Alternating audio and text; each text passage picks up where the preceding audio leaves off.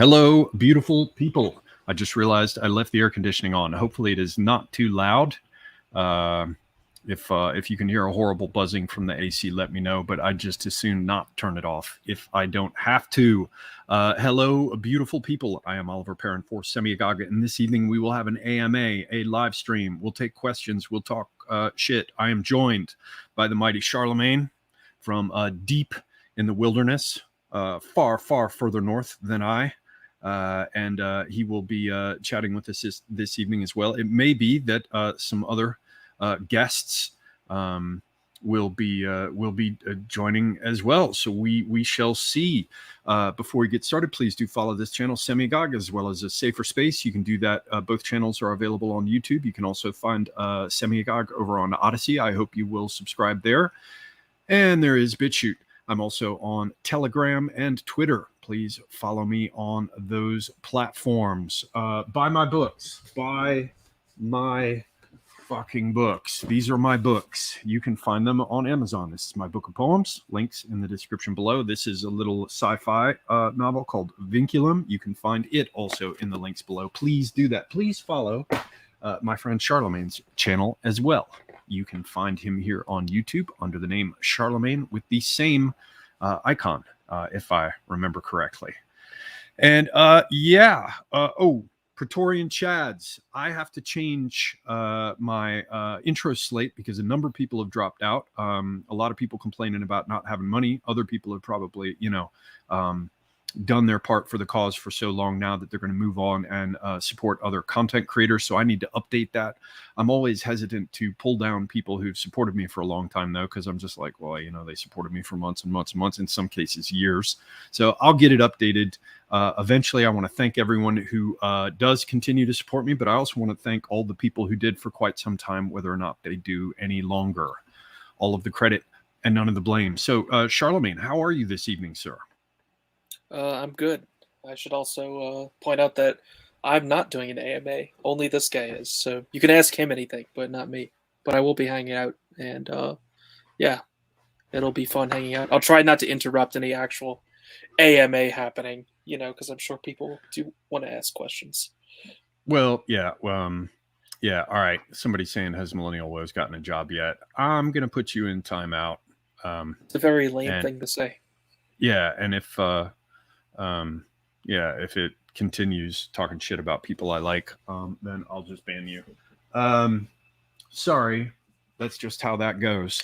So don't ask Charlemagne whatever questions you think you can, because you're just not allowed.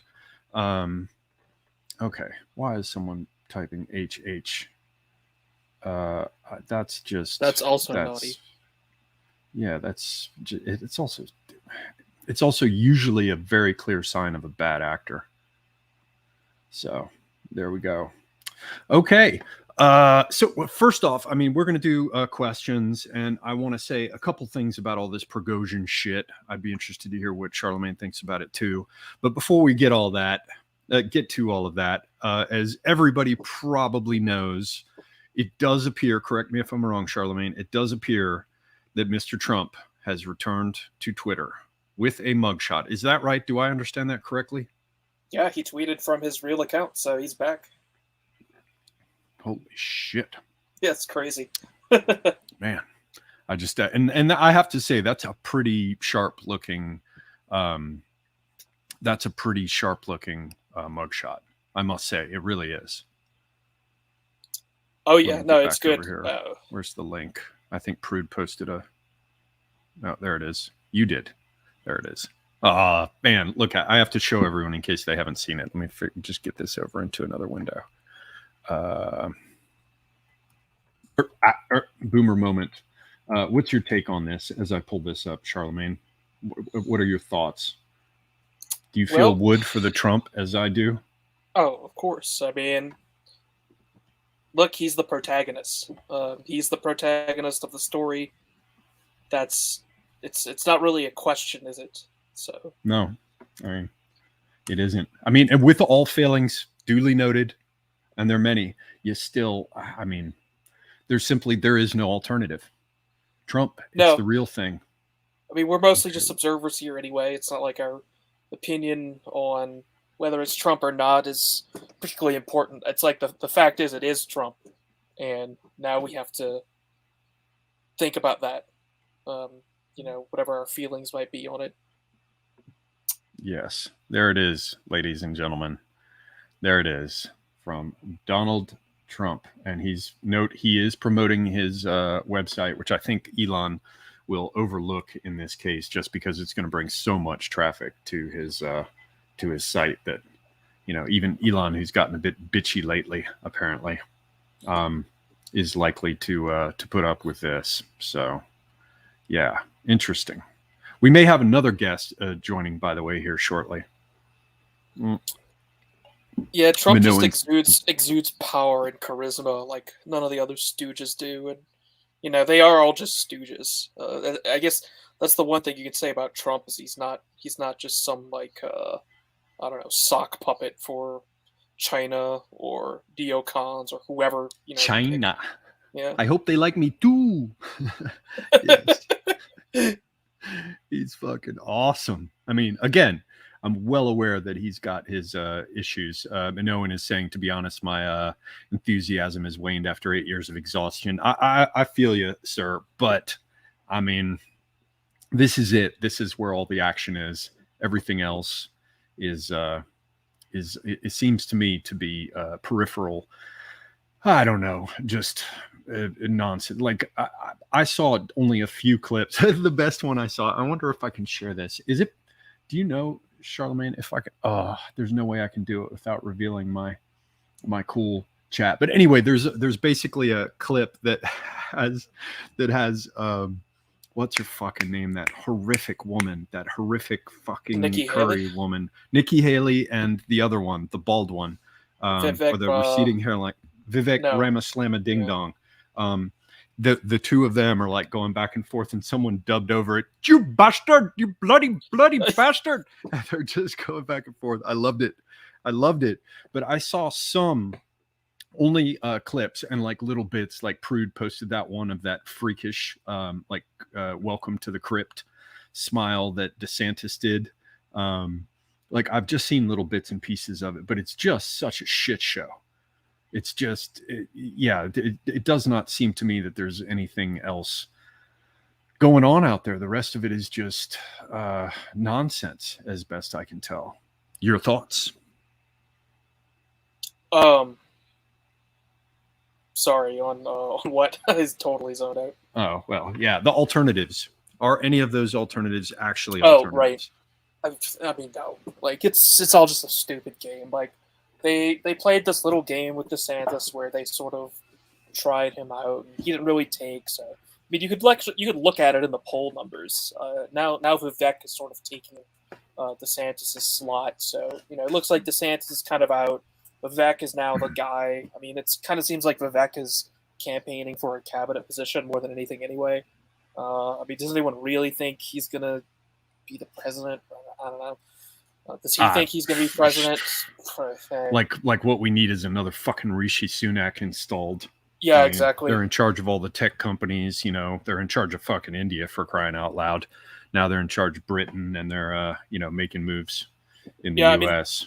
I mean, the whole RNC thing this year is it's just a way for a bunch of political consultants to make a ton of money and campaigns to get their donations. I mean, none of this is really serious at all. Vivek is interesting because he's sort of outflanking Trump from the right even more than DeSantis did. He's sort of using the space as well to make some racial statements about white people that a white candidate wouldn't necessarily feel comfortable making. Right, which is what makes it so disgusting to me that, like, I've got my brown man hall pass, so I'm able to make observations that, like, no one else is allowed to make. So I mean, Trump is polling at 60-70% right now. It's the same as with DeSantis. It's like, what could this guy possibly do to change that formula at this point? Like, what could Vivek Ramaswamy, whatever, possibly do to defeat Trump in an actual fair primary election? It's just not possible. So it's all pointless. I didn't watch the debate because, like, why would I bother with that garbage? And what did you make of that Tucker interview? That was I'm assuming you saw interesting. it. Yeah, it was pretty standard Trump interview where he just sort of meanders all over the place and makes everything about how much people like him. His take on immigration was bad. Yeah, it was. Yeah, except for legal. We want legal immigration. Yeah, it's like, well, at least he will finish building the wall and stop the illegal. But the legal's the bigger problem. I'm just hoping that a huge number of people's heads will just spontaneously explode out of rage across the country, and half our problems will go away. I don't know that he's the best of not just a bad lot. This is what Tim's wife used to say about him. He's the best of a bad lot. He's the best of a very bad lot, is what Trump is. But he's a phenomenon in his own right. And yeah, although I did notice that Tucker really did try to come in with some hard questions, like what else can they do but kill you? Did Epstein really kill himself? Like Tucker was really trying to hit him with some things. Is there going to be a civil war? Yeah, that was another one where they both put in there in Minecraft at the end. Very bad thing. And indeed, Tucker's more interesting than Trump at this point. I mean, in the demo reel for the interview, they played all the interesting parts, and the most interesting things was just what Tucker was asking. I mean, you follow. When they made fun of Chris Wallace, I was like, yes, that was funny. That was actually quite funny. It's worth seeing. If people haven't seen it, what we're talking about, we're on Twitter. So for those who are not, it's an interview, obviously posted just on Twitter due to contractual constraints that apply to Mr. Carlson. And last I looked, there was like 1.5 million Fox views of the debate. And then on Rumble, I think AA was saying there was another, a little more than 1 million, maybe 1.5 million. So 3-4 million, let's be really generous and say they got as much as 10 million across all platforms and exposure, which I don't know about that. The Trump interview with Tucker last time I looked was like 125 or something. Let's see what it got to. It's a million now. 250 fucking million? Yeah. Holy but Jesus. Hang on just a second. I noticed that Tucker's views didn't jump way up. Yeah, 248.5 million. Pooh! Those are numbers, man. Those are numbers. Yeah, I mean, the numbers are in. He's the protagonist. I think Tucker Carlson is much more interesting than Trump at this point. Just the questions he asked in that interview, the fact that, Tucker Carlson has much more of a right-wing perspective, I guess, if you want to put it that way, than Trump does. Well, certainly compared to Trump, yeah. Which is interesting because you basically never see that from a big media figure. It's always the other way around. So very interesting dynamic going on there. And then, of course, this interview is right after that Douglas McGregor interview, which was spectacular. That was probably his best interview on his program so far. I like that one even more than the Trump interview. The Trump interview which one? The McGregor interview. Oh yeah, McGregor was. I've watched almost all of the appearances he's done that you can find on every channel, and I've watched how, for example, he speaks in a very different way when he goes and talks to the Serbian woman, I think in the Midwest, who's a representative of the Serb community, and he talks differently when he's talking to like a Jewish New York radio guy, and then you see how he talks with like Judge Napolitano's new riff. But McGregor, the questions coming in, did McGregor show his power level? And when he was, I'm sure you noted this, Charlemagne, when he was talking about how you have to look at some of these people's background and they came from Eastern Europe and they have, personal feelings about all this. I was like, whoa, that's dangerously close when you put it together with McGregor talking about how he was an exchange student who lived with a former Wehrmacht officer when he was a young man in Germany. And he learned quite a bit about the military and being an officer and the rest from his time with this guy who was the father and the family he stayed with. That was pretty, surely you saw that. Oh yeah, I saw it. The power levels are there. The dog whistles are there if you know what you're looking for. They're like as loud as a train horn. Serious things are happening. Elon Musk does his little Twitter reply game with Tucker Carlson. You've got the Tucker on X branding thing.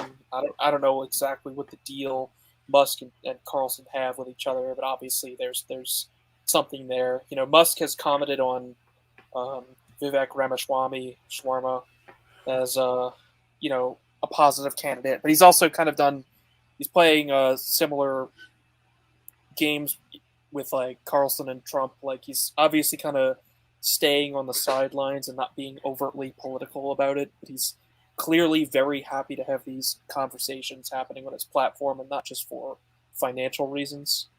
Although I'm sure he's more than happy to just totally BTFO the mainstream media in terms of views. Oh yeah, 250 million. Yeah. But yeah, he's a as they used to say about, I can't remember where the phrase originated. Maybe it's Shakespeare, but I know it from descriptions of the people who were on I think it was Leadenhall Street, who were people in the East India Company back in the day. I believe it was late 17th century, early 18th century. They described them as men of long heads and deep purposes. Musk is one of these long-headed fuckers. And I don't know what he's about. I really don't. No, I still most view him of as it a I don't dangerous like. figure overall. Yeah, me too. The transhumanism is just like... Yeah, that's the angle I'm coming at. I think the transhumanist angle is very dangerous, and he's a person who can implement that to a degree that would be very troublesome. So I don't like that. Yeah, and probably is doing things in terms of Twitter. I mean, just the sheer volume of engagements. Like if you're doing like natural language processing and, just trying to test AIs against human exchanges that are conversational, Twitter has got to be an enormous resource from that perspective, in terms of giving a chew toy to an AI. So. Oh yeah, it's yeah, he's kind of got all the cards on the table at this point, or in his hand at this point. So it's very troublesome. But at least it's providing an opportunity for seemingly good things to happen in terms of Tucker Carlson, most of all. Like I said, he's the most interesting figure in all of this right now, I think. Yeah, and he's a bit cryptic himself. He had one very, very good line that maybe some people didn't notice, but he said, "I'm not a conspiracy theorist at all. I believe everything everyone tells me," which was a bit of brilliance there. So yeah, he's definitely got he's got the salesman's big eye, glad handing, like smoke and mirrors approach. So he's yeah, it remains to be seen what's up with him too.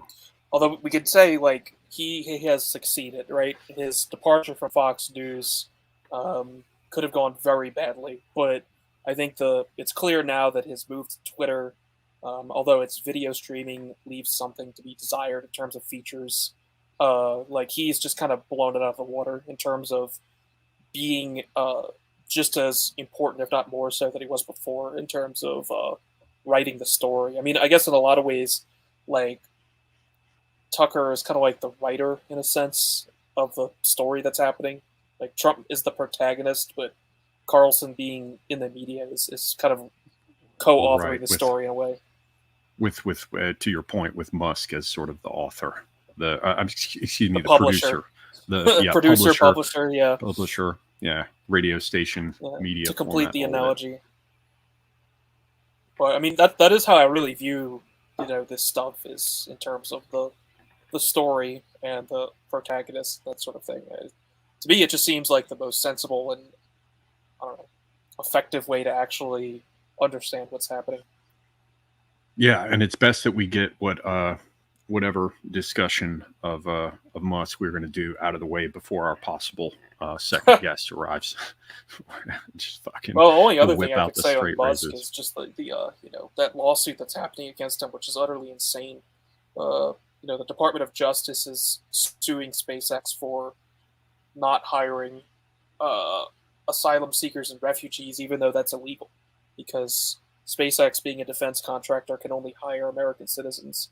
So he's being sued for not hiring American citizens. Yeah, you can be sued for not it's, you can be sued for not breaking the law at this point. It's yes, it's like, yeah.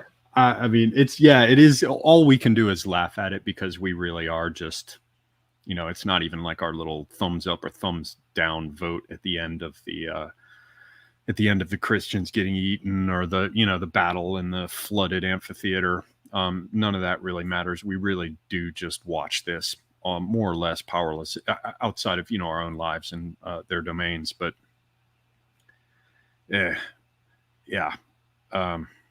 I can't even remember what I was going to say now. It's something that we can just watch. Oh yeah, about the humor of it. Yeah, it's, to me, you can laugh about it, and should, and I wish I could more so. But it's fucked up right now. I mean, it's so shockingly fucked up. I'm trying to think gonna of get some. worse. Yeah, and much worse. I mean, we're not even 1 year out from the election at this point. We're still more than a year out from the election, because it'll be November, right? And you remember what happened in 2015, 2016, how crazy it got. And you could look at 2020 and 2021 again, how utterly crazy things got. I mean, and we're just continuing up that staircase of insanity. We still have all these indictments to go over. I mean, it's wow. We're gonna see some shit next year. That's for sure. I mean, as far as I'm concerned, we're seeing it now. Oh yeah, it's just like the shit you see next always just totally eclipses everything that happened before. Yeah, and we keep thinking, oh well, what could possibly happen? It looks like they're bringing all the Kuth stuff back. We'll have to see, but the signs are there. I mean, it's the election year. To me, it kind of seems like they're sort of gauging. Piqui Nunez had this take. It seems like they're sort of gauging the response and collecting data on the response to sort of floating masks again. Not that they wouldn't institute it again, but they might be like testing their political capital and seeing how people react. And they have certainly shown no hesitation in doing, I mean, everything over and over and over again across different countries. And the thing that really does worry me is the business about Ukraine. It just continues to escalate. They're sending the F-16s now, right?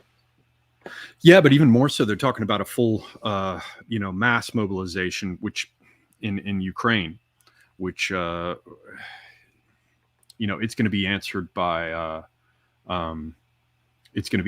by Russian mobilization, no doubt. And that just the stakes just getting people are like, well, what are the odds? And I'm like, what are the stakes, to take a riff from firearms training people, like, well, the odds are low, but what are the fucking stakes? I've been reading on the stakes too. I've been reading a lot of Russian literature, and I mean, it's pretty clear that the stakes for Russia in this war, from their perspective, are everything, basically. Like their position in the 21st century as either an economic leader or a follower of America or China. So it's like, I mean, it's high stakes both in the term you're putting it with the prospect of nuclear war, but also it's high stakes for Russia just in terms of not being able to back down either. Like Russia cannot back down. And it's not just the nuclear war aspect. It's, I mean, the economic situation. You need one of these people like Robert Barnes, who's for legal analysis, not for how he tells you should bet, mind you, because that's always on his mind. He's always talking about betting and promoting betting. But for legal analysis, obviously he knows his shit, and he's quite good for that. But he also just, in his typical way, just hammered out a whole string of statistics about what's going on with the United States, with the economy at present, and it's fucking bad, man. I mean, it's really bad. Where did you see that? Was that his Duran interview? Yeah, it was a Duran interview last 2 or 3 days. Okay. It's one of those ones that you have to watch at like at double speed because it's so long, and much of it can be tedious. But there's good information in there. So what Also did he lay good out? analysis. Well, basically just all kinds of shit with inflation, with unemployment, with interest rates, with whatever the basic criteria are that they use to determine whether or not new home buyers have access to homes, these kinds of things. Unemployment, if I didn't mention that already, just a string of these figures and more. Yeah, And housing all is of them were insane just like, right now. I mean, yeah, like everything's I'm insane, lucky. and I'm lucky I got a house. I'm Oh yeah, I'm for sure. incredibly lucky from having and I started early, but I barely made it out under the wire. I made it out a little before you did. Mm-hmm. But your situation was you didn't have to. You're building out your own stuff. I don't want to go into all your personal details, but that made some things about it easier for you. But I'm what if you had a new family and you just wanted to buy a house? It's like, fuck you. He also had quite a bit of information on millennials and their situation. Like they're fucked. And student debt was another one he mentioned, because that's coming back around, whatever the moratorium was on it. And so far as I understand it, people who are more up to date on it can chime in the comments. But people are fucked, and millennials are seriously fucked. Oh yeah, I can't confirm. I'm very well off for a millennial, but even in my case, it's taken the majority of my young adult life to get like even off the ground in any real sense. So I mean, what is there to say? Millennials just sort of know how screwed they are, really. So yeah, it's not like last thing anybody to needs to do. Yeah, it's not like anybody needs to tell them. Yeah. I'm getting a vote here from my friend Mario that Vivek is supposed to call Ramasalami, but Ramasalami. there it is. Mm-mm. So I want to just quickly cover this because I know a bunch of people are going to be wondering about it. I don't have an opinion entirely on this business with Prigozhin yet, but I'll make a few observations. I want to see what Russians with Attitude put out tomorrow on this subject, see what their take is. I'm not claiming that they're independent parties, but they have, they're Russian, and I want to see what they have to say. I know that what's his name over on Military Summary Channel is just flat out saying that it was a Ukrainian attack, and he's definitely dead. Of course, you get with people like Scott Ritter, and he was proclaiming some time back, he's not long for this world, Prigozhin. And, a few people have come in and opined, what's his name? Alexander Mercouris, very, very pro-Russia commentator, has laid out some of the possible angles, but I want to wait a little bit. There was a thing with Putin here recently where he spoke on TV about it, and he said it's a terrible thing if indeed he's dead, but he was very careful not to confirm that he was on the plane. Well, it's very interesting. So I'm not saying he's not dead. Who fucking knows? However, I want to wait a little bit before I give a full take. But what's odd to me is that you're going to see the same people who insisted that Putin couldn't kill Prigozhin because he was too popular. It was really a coup, but Putin couldn't do anything to Prigozhin because he was too popular. Now they're going to say, well, it was Putin who killed him, which proves it was a real coup and it was payback. And I'm thinking to myself, well, wait a minute, if Putin really did want to get rid of him, would the best time to make him not be a problem anymore be when the entire country had just heard Putin say on national television, with a live address, that he was treasonous? Would that be the best time? Or would it be afterwards when he had played the role of one who reconciles these fighting parties and finds a way to make everyone go back to their respective corners and lay off for a bit? Putin couldn't do anything. It was definitely a real coup, but he's just too popular, so Putin couldn't kill him. But now you're going to hear the same people say, yeah, that proves it was a coup because Putin killed him. It's just another thing. Utkin and Prigozhin on the same jet. Military Summary Channel mentioned this. There's also some confusion. I watched that guy actually that I found through you, that Fetty mapping guy, and he had some. He's pretty good. he had some information about, you know, possibly he published his stuff, or he did his clip like shortly after it happened. So, you know, don't take any of this as gospel, but apparently there were 2 jets that were involved with Wagner that were flying along the same route at roughly the same time, one shortly after the other or something like this. And so there's some confusion there. And he did mention that, you know, if you're running a military organization that, you know, a bunch of people are going to want to take out, it seemed kind of strange for both the top leaders to be on the same jet. You know, they have protocols for that. Yeah, that's pretty weird. Yeah. Utkin's like, I mean, Utkin's much more important than Prigozhin in my view, because he's an actual commander, operator. Yeah, yes, and he actually founded it. Yeah, I mean, Prigozhin, everyone talks about him, but the hot dog vendor is kind of just like, I don't know, the producer, the showman. I mean, he's not. That's what's weird about it. It's like it's almost a distraction. I mean, I find it. You know, I just kind of thought of this just now, but I mean, Prigozhin could be just cover for killing Utkin, because that's who you would really want to take out if you're trying to damage Wagner. I mean, who cares about Prigozhin? He's just like someone the West focuses on, but he's not important, you know?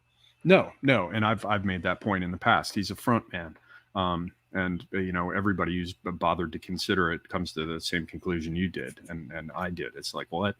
Also, this business of they just have a handy camera pointed at the jet as it falls out of the sky. Like, I mean, that's I mean, people have a lot of phones around, but it's like that's you know, it's a little suspicious. I mean, yeah, the guy's just outside, happens to hear. I mean, you know, I don't know, 30,000 feet, whatever it is. Apparently, they're flying higher than normally, if any of this is to be believed. So I don't know. What is it? Something like how many? I don't know. I mean, he definitely wasn't filming when it was at 30,000 feet, because we see it crash in that video. Like, we see it hit the ground or reach the horizon, basically. So, but yeah, I mean. 30,000 feet, and it's probably more. That's getting close to cloudy. 6 miles. Yeah. So no, you can't hear anything at 30,000 feet. Something up there blows up 5 miles away. And suddenly they're like, let me get it. It's falling out of the sky. I'm like, I drive around in my car and there's a thunderclap, like, you know, a quarter mile away. And half the time I don't notice it over the sound of my car bumping over the highway. Like, so there just happened to be a guy waiting to capture the plane falling out of the sky to prove that it really happened. To me, I mean, yeah, like you say, there are a lot of cell phones around. It could be that. But then you got the issue of the Niger timing. Prigozhin was just previously in West Africa, so we were told. He filmed a video clip like, you know, the day before, or it was released the day before, and it was from 2 days before, something like that. But more importantly, to my mind anyway, he dies on the fucking eve of Ukrainian Independence Day. Oh, really? I missed that. That's interesting. Yeah, today's Ukrainian Independence Day. So his jet goes down on the eve of this. And I'm like, huh? And then you got like U.S. sources. Certainly, Ritter has said this many times, and I think Tony Schaefer has as well. He's a former CIA and maybe military intelligence as well. Don't bitch at me if I have his CV wrong. But he, people like this have been saying that Prigozhin is not long for this world, and they're the ones who say, "Yeah, I think it was a coup." Absolutely, all signs indicate it was a coup. Well, my hypothesis is that Western intelligence services got played by Prigozhin and Putin. And anybody who wants to see, it's all a matter of record. Go watch my old clip on the Wagner affair from like a month back or 2 months ago or whatever it was. And I think Western intelligence agencies would definitely have an axe to grind after being played. I don't think. Oh yeah, I mean those people do not tolerate that sort of thing. Yeah, and they'd also want to make it clear. Yeah, being humiliated is not something you do to the intelligence agencies. Like globally humiliated. Yes. Like after they had come out of meetings saying he's about to fall, it's all working. I mean, this ties into the whole theory of the Kennedy assassination and the Bay of Pigs and everything, right? I mean, if you do not humiliate the CIA and get away with it on a global level. Yeah, I mean, apparently, if somebody, if you had to imagine who had the power to do this, MI6, CIA. I'm not saying it'd be easy, and it would be particularly difficult to do it on the date they chose. Well, If look, this hypothesis holds, Niger, planted bomb on the plane in Niger, set for 48 hours or something. Like we don't know what could have happened. I mean, yeah, and we don't know which planes were used, but yeah. I do believe actually it is people tracking his jet. Yeah, I based mean, on apparently its they have transponder. TS2 jets that they use, so it's like, I don't know, plant a bomb on the plane that he's going to be on. Uh, that could be a way to go. That could be a way the CIA could see it done, because Niger would be kind of the place to do it, right? Um, and you could make it look like it's an internal Russian affair if you time it for whatever flight he's planning to be on from Belarus to Moscow or wherever he was going. Right, and there's also I don't reports, and I don't know if it's true. This is all like chaotic, bullshit, and we all know that we live inside the weapon. All this information warfare stuff, just because every news channel in the world says it's true, absolutely doesn't mean it is, and even more so when just some peripheral figure does some post. But apparently there was an extensive service thing that went on right before this last flight. Again, not sure about that, but this brings up the question of cui bono. I saw Perun did an interview with this Danish guy. Perun, that guy who just was a gaming channel guy. That dude who's just totally a gaming channel guy who is also like in defense economics and is involved with the whole world of selling weapons globally. That guy, just a gamer, the one who can fly to Denmark and just interview high-level NATO officers, because you just do that. You just call up the NATO officer and you can interview him because he's just a gamer. If you look at his recent videos, like we talked about in your stream, I'll recommend everybody go check it out. We just had a bitch fest about Perun over on Charlemagne's stream, Charlemagne's channel recently.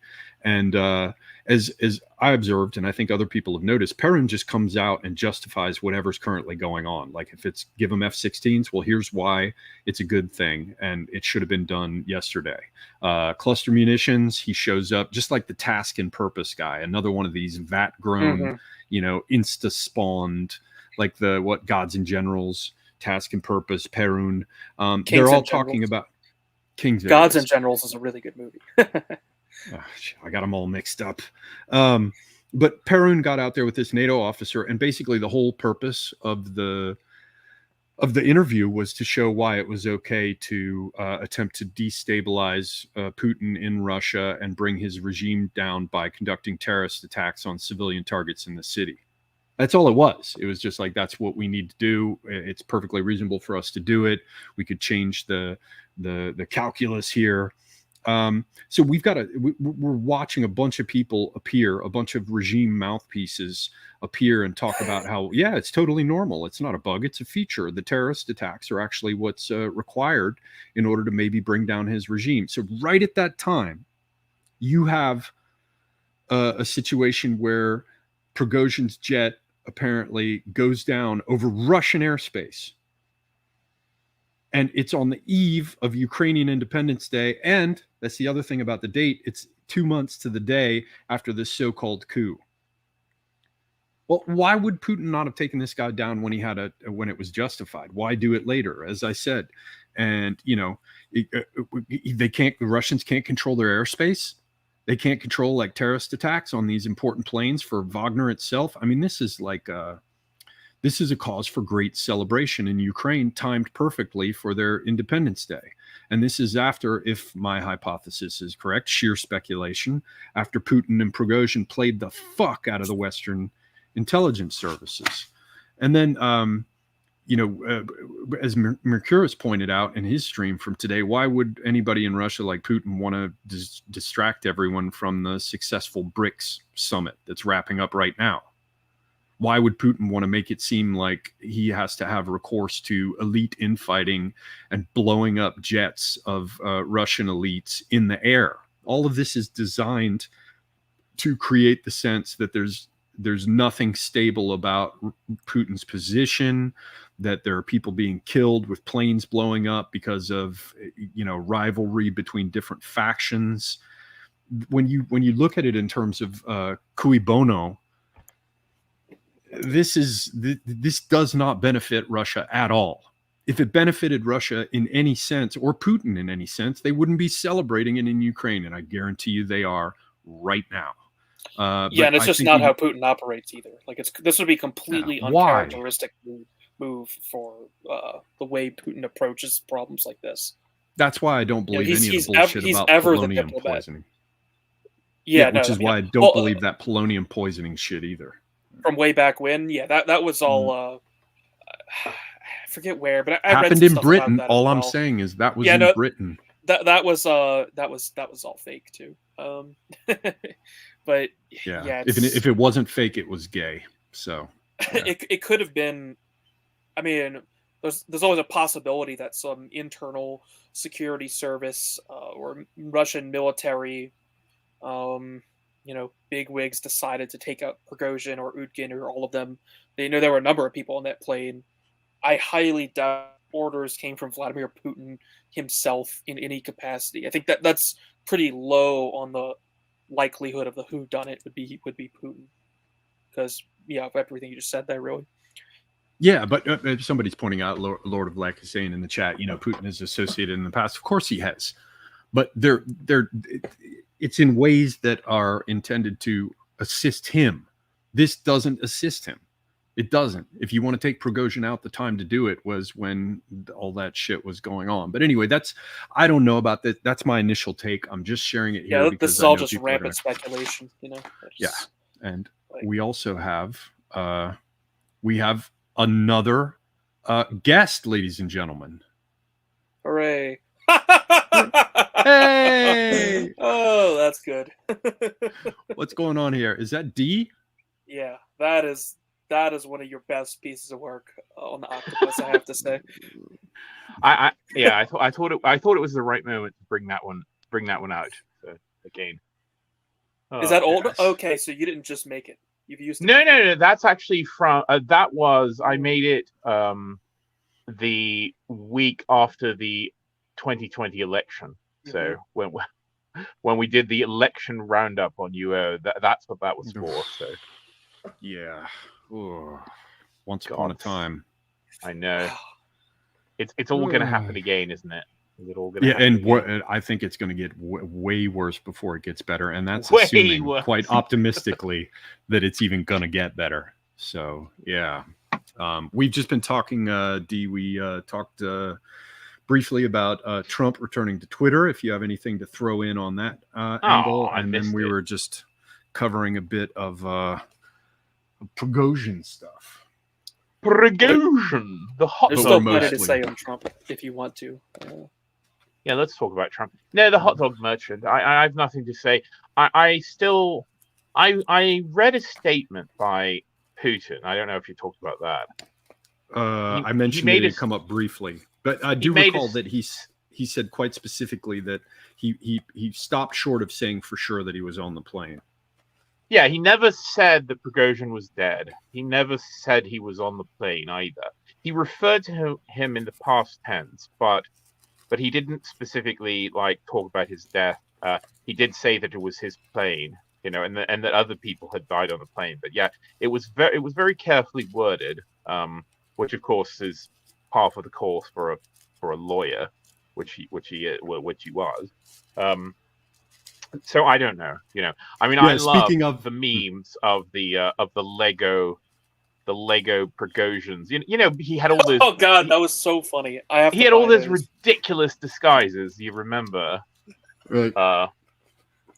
Prigozhin did. Yeah. So my favorite is the beard without the mustache. The Chechen look, where he's smiling and wearing sunglasses. Yeah, I really want to make those Lego figures. That was good.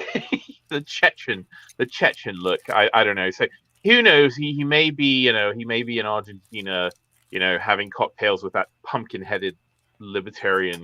Who knows? Oh God, that's I know, right? That's another subject. I'm hopefully Trump will make all the half the right forget about that fucking lol vid. Sorry, I'm swearing. Repulsive. Oh, you can. You're welcome to swear. Swear. This is Well, a swear safe space. Bitch. All right, fine. Get it out of your system. Yeah. Yeah.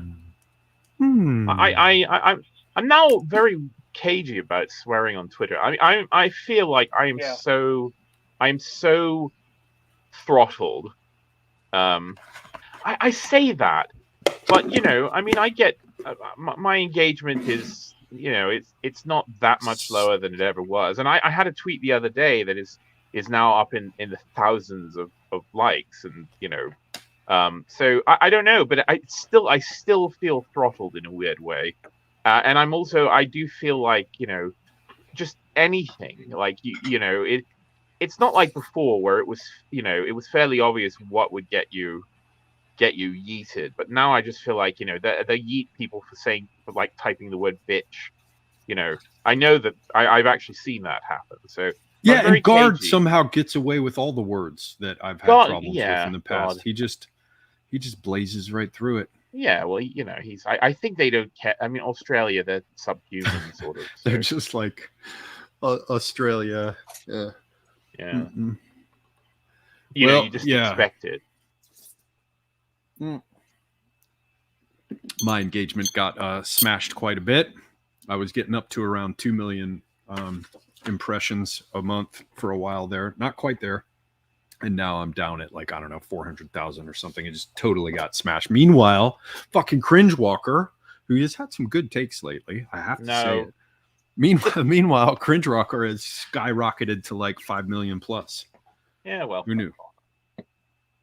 He's got, you know, he's got advantages. That's all I'll say. Oh, we've got Australians, I expect, who are upset about negative things being said about them. They do. I think they do have. They probably worked out like wearing leather gloves so they don't damage their knuckles as they drag them on the pavement. Yes. I'm going to look at and see at my. What are my analytics? I don't ever look at them. I haven't looked at them in months. So let's see. I don't even know how many followers I have. Yeah, you surged way ahead of me, Oliver. Did I? Okay, everybody go to Twitter now and follow John D. No, I mean, and not just because we're friends and I enjoy talking with D and like him and all that stuff. He's got good. He's got good spicy takes. No, and good art. I'm no good. I've decided I'm no good. I have all these like big mutuals, but they never ever promote me. They never retweet me. You know, I'm retweeted by friends only, like Charlie and yourself and such. AA doesn't even retweet me anymore because I think I'm just now I'm a disgusting American. So you have a lot of followers though. Wow, I didn't realize your account was so big, which is weird because we just never see your tweets really. You do put out some bangers every now and then though. So every now and again. Who knows? I was thinking about all this because that Martin account blocked me for reasons like I don't ever engage with him. I don't follow him. What a weasel! Yeah, you know, I don't know anything about him. And also, he bitched. We got into a tiff because I just attacked him out of the blue. So he didn't come after me. I just made fun of his grammar out of the blue. Or that's right. You were. That is whatever. You initiate hostilities. Absolutely, I did. Absolutely. You deserve getting blocked, Oliver. But then he turned around and said some nonsense like, you know, Hitler wouldn't want me to follow him. I'm just like, fuck off, you bad actor. All the people talking about Hitler are, with a couple of possible exceptions. It's come on, man. I know one of them. I know, yeah, a lot of them. But he might be right here with us. No. Be in the room right now. Yeah, is the Hitler poster in the room right now? Well, that's different. There's posting that way and being funny, like actually legitimately funny. Then you're like, okay, it's funny. It's funny. But I saw a funny Hitler tweet today actually because I saw that picture of Jordan Peterson wearing his like crazy jacket built with his Maps of Meaning logo, and I was like, who that walks Maps around of wearing Meaning their own is logo? That Maps of Meaning logo is also apparently like a rug or a tapestry someone It gave is, him. yeah. Oh my god. Well, he has a rug with it on it. It's actually a sculpture. The logo is a sculpture. All the pictures you see of it are like 2D renditions of the sculpture. He has the sculpture in his house. Yeah, but Jordan. I think he commissioned. I think he sort of had the idea and commissioned it. I believe it was so great. I believe it's my mandala. Exactly. Yeah. Yeah. But no, I was like, who walks around and they're wearing their own logo, and then someone posts a picture of Hitler. And I was like, love it. You remember there was that period where Peterson was wearing that like party-colored suit? It was like, you know, like red on one side and blue on the other side. And like when you start dressing like a 1960s Batman villain, you know, you just see that suit that's like half blue and half red. Huh? Oh, Peterson, God. Jordan Peterson. Oh God, yeah, that Ronald McDonald outfit. The 60s era, the Adam West Batman villain. You know, he looked like the fucking Riddler. Yeah. No. Yeah. No. I'll tell you one thing that really struck me. I won't tell anyone who this is because the channel has very good information. And the last thing I want is a bunch of like crazy ass right-wing people to go in and start watching it and commenting and like cause him to shut it down, because it's a bunch of retired police and special forces guys and like that. And they're all trainers. They're all people who train other people. And so it's actually interesting to watch their discussions as firearms instructors, but who also have backgrounds in law enforcement or in the special forces. They talk about teaching and how it applies and things. And so it's actually like being able to sit around and hear a bunch of cops when they're talking amongst themselves. And they have a separate world, probably in some respects more so than the general military, maybe about the same as the special forces. They just don't talk about it with outsiders. And they're very careful with what they say publicly, but when they're talking amongst themselves, they let some things slip. And there's like good insights, good experiences, good anecdotes that you can learn from. So it's a great channel to watch. And I'm not going to tell any of you fuckers what it is, but in the midst of it, there's one retired cop, and he's like, this particular discussion, I guess, was about like finding your direction in life and, you know, and leaving your career in law enforcement and doing other things.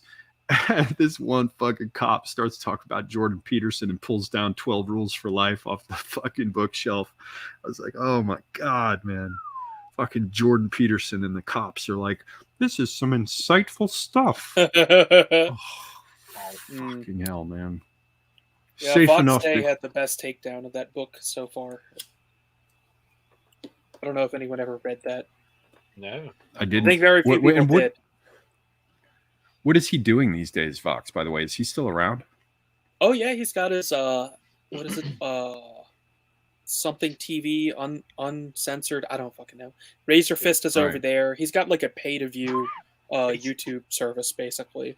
Right. It was that thing that like Owen Benjamin was going to be a part of there for a little while. Yes. And then his publishing company seems to be going really well. I follow his blog, and he posts about, you know, this or that series of books. I think he's republished a lot of classic fairy tales. So, yeah, he just seems to be low-key doing really well, I guess. So, good for him.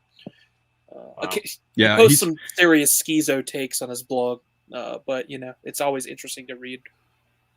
Yeah, and he's a bright guy and very interesting. He has the distinction of being someone who talks about his IQ more than I do, which is shocking. Yeah. You know, Razor Fist was the first big account who blocked me. Yeah, he blocked me too, but it was because of a list or something. It was just auto. It wasn't as a result. No, he blocked me because I called him. This was years ago. I called him a name. I don't know. I called him gay or something. He blocked me. He is. Yeah, don't call people gay. I'm glad to see that you're talking to Charlemagne. Mystery Grove famously blocked me because I called him gay. Mystery Grove is pretty sus. I'm not gonna lie. I mean, yeah, no, glowed. He glowed. No, yeah. no, I mean, I didn't like him because I sensed from his tweeting. Well, I mean, actually, he was quite open about it. You know that he was like a fucking New York. You know, like he was like a San Francisco, right? Well, he was in New York in the beginning, and then he was in New York and went to San Francisco. And then he moved to the Bay Area, and I knew exactly the type he is. You know, there's this weird kind of group of like hipster, urban, like quote reactionaries that I'm just suspicious of all of them, and like all the Yavin people as well. I'm just suspicious of all these people because you cannot live in the Bay Area or New York without being infected in one way or the other. And I know this because I lived in New York for years.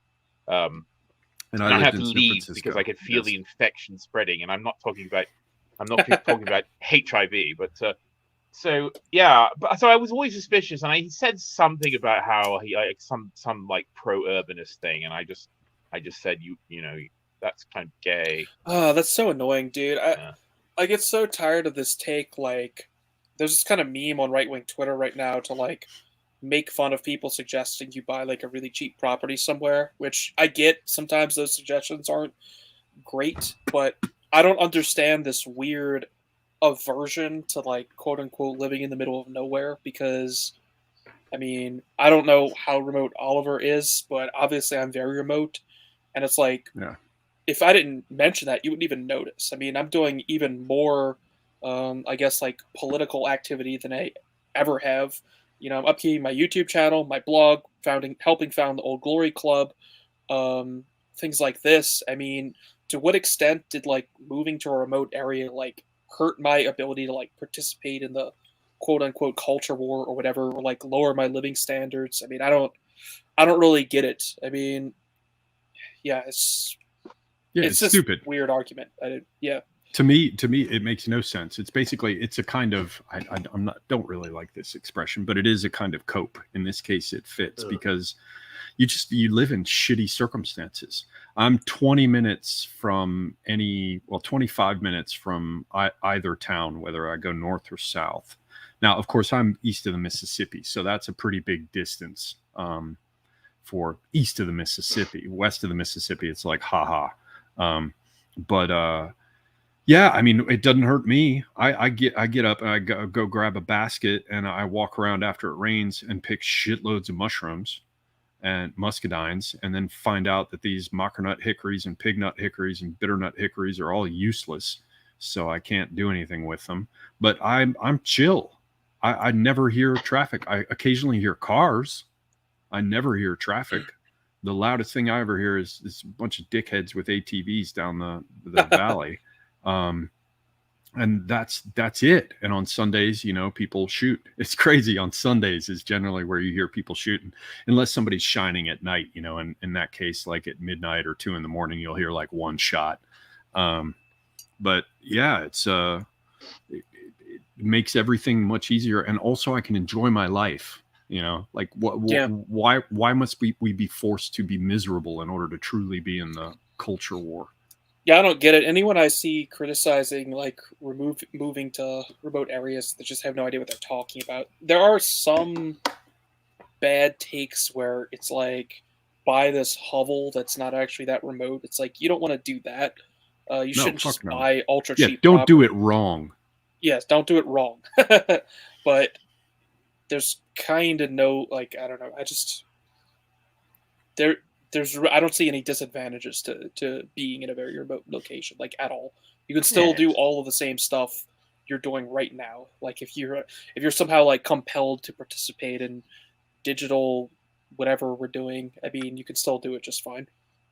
Yeah, you're pretty remote now, aren't you, D? I mean, not to reveal anything. Yeah, sort of. I mean, I am still living elsewhere because my new property is still not finished, so that's a sore spot for me. So I am but still you can garden where you are, right? Yes. Carrot pill. By the way, fucking carrot pill. What?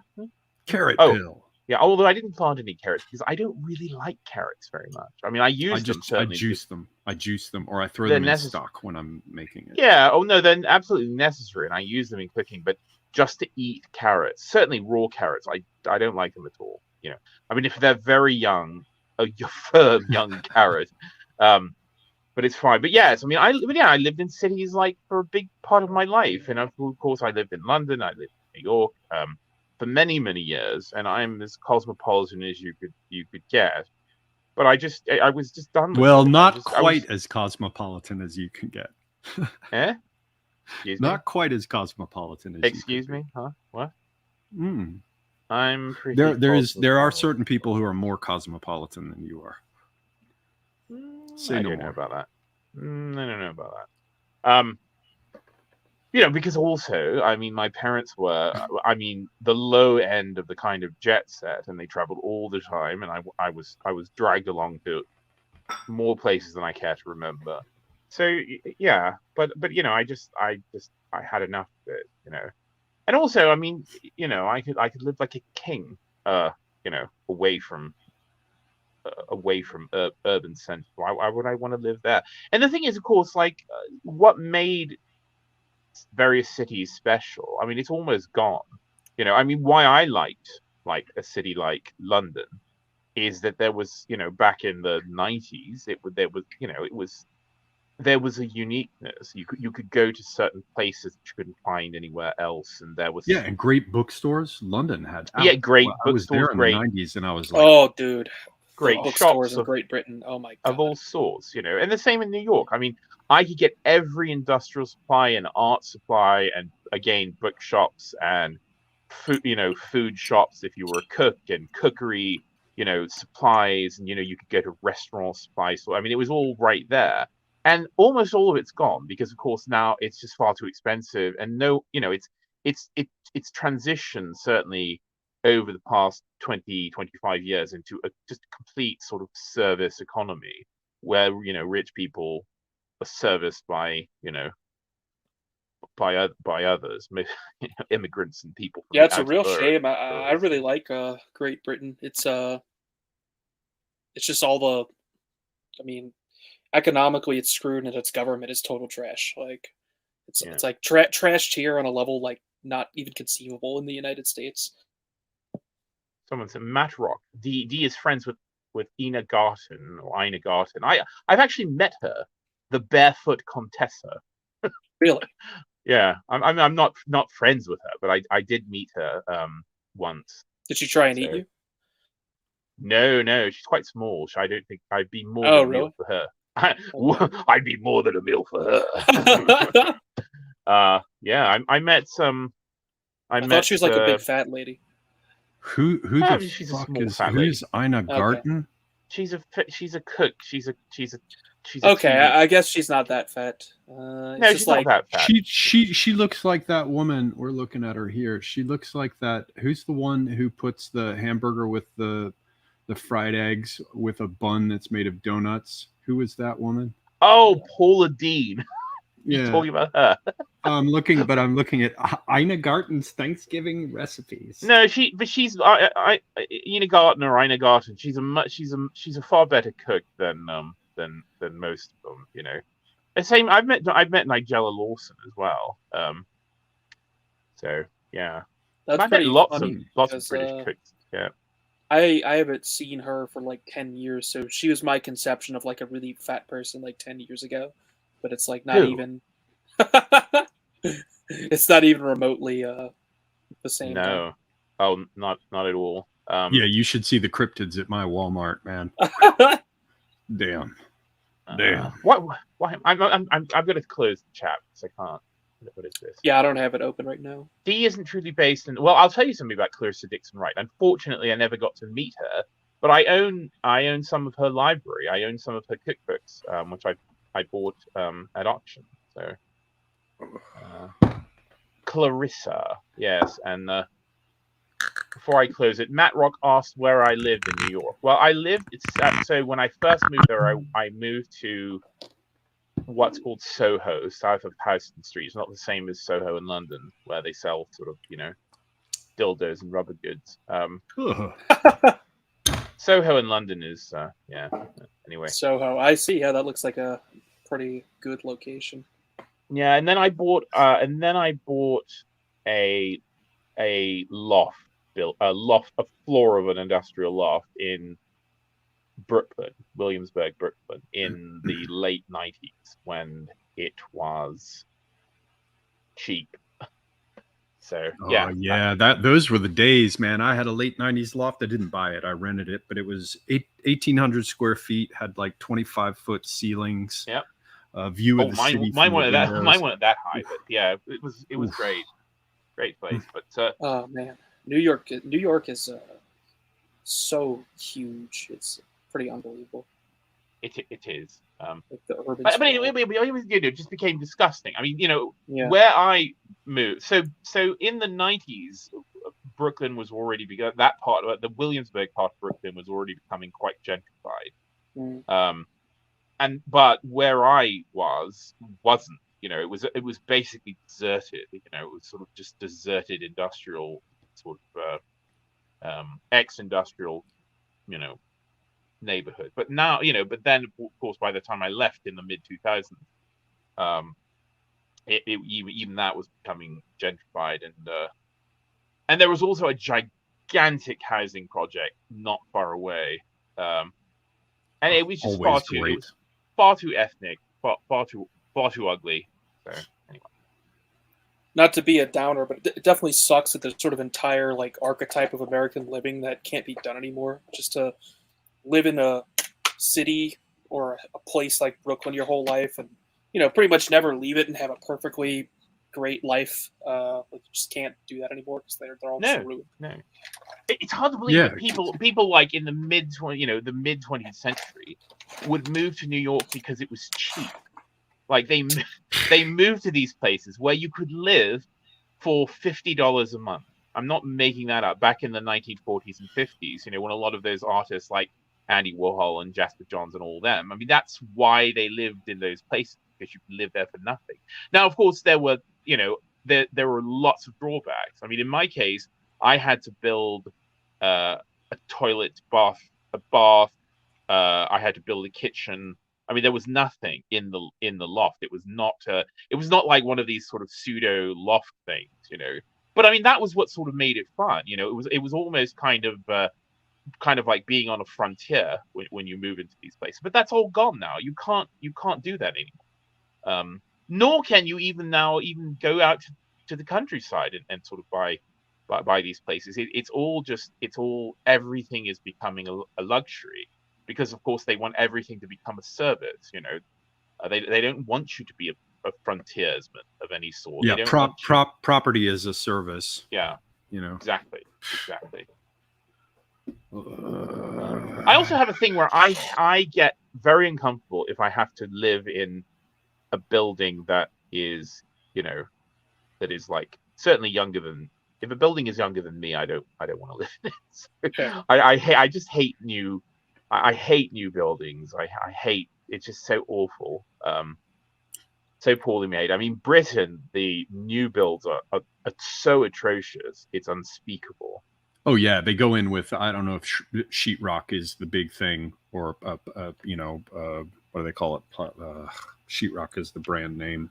Yeah, whatever. Everybody knows. Yeah, plasterboard. Yeah, everybody knows what I mean when I say sheetrock. In the U.S., like they did this whole development in Atlanta when I was living there, where they modified this old cotton mill, and they set up all these, pretty cool little studio lofts. People could buy them or whatever, but they all had literally 1/4-inch sheetrock, and so you could not drywall. That's it. Thank you. Drywall. Thank you, that's the word. Yeah. Simic 77. With drywall, you can not only hear the shit that's going on right next door, but you can hear it 2 apartments over. It's just ridiculous. I went in to visit my mother recently, and her house was built in the 1880s. It's one of these Queen Anne style, houses. Going back to Radlib, asking about light fixtures that you instantly and correctly identified as being from the 20s.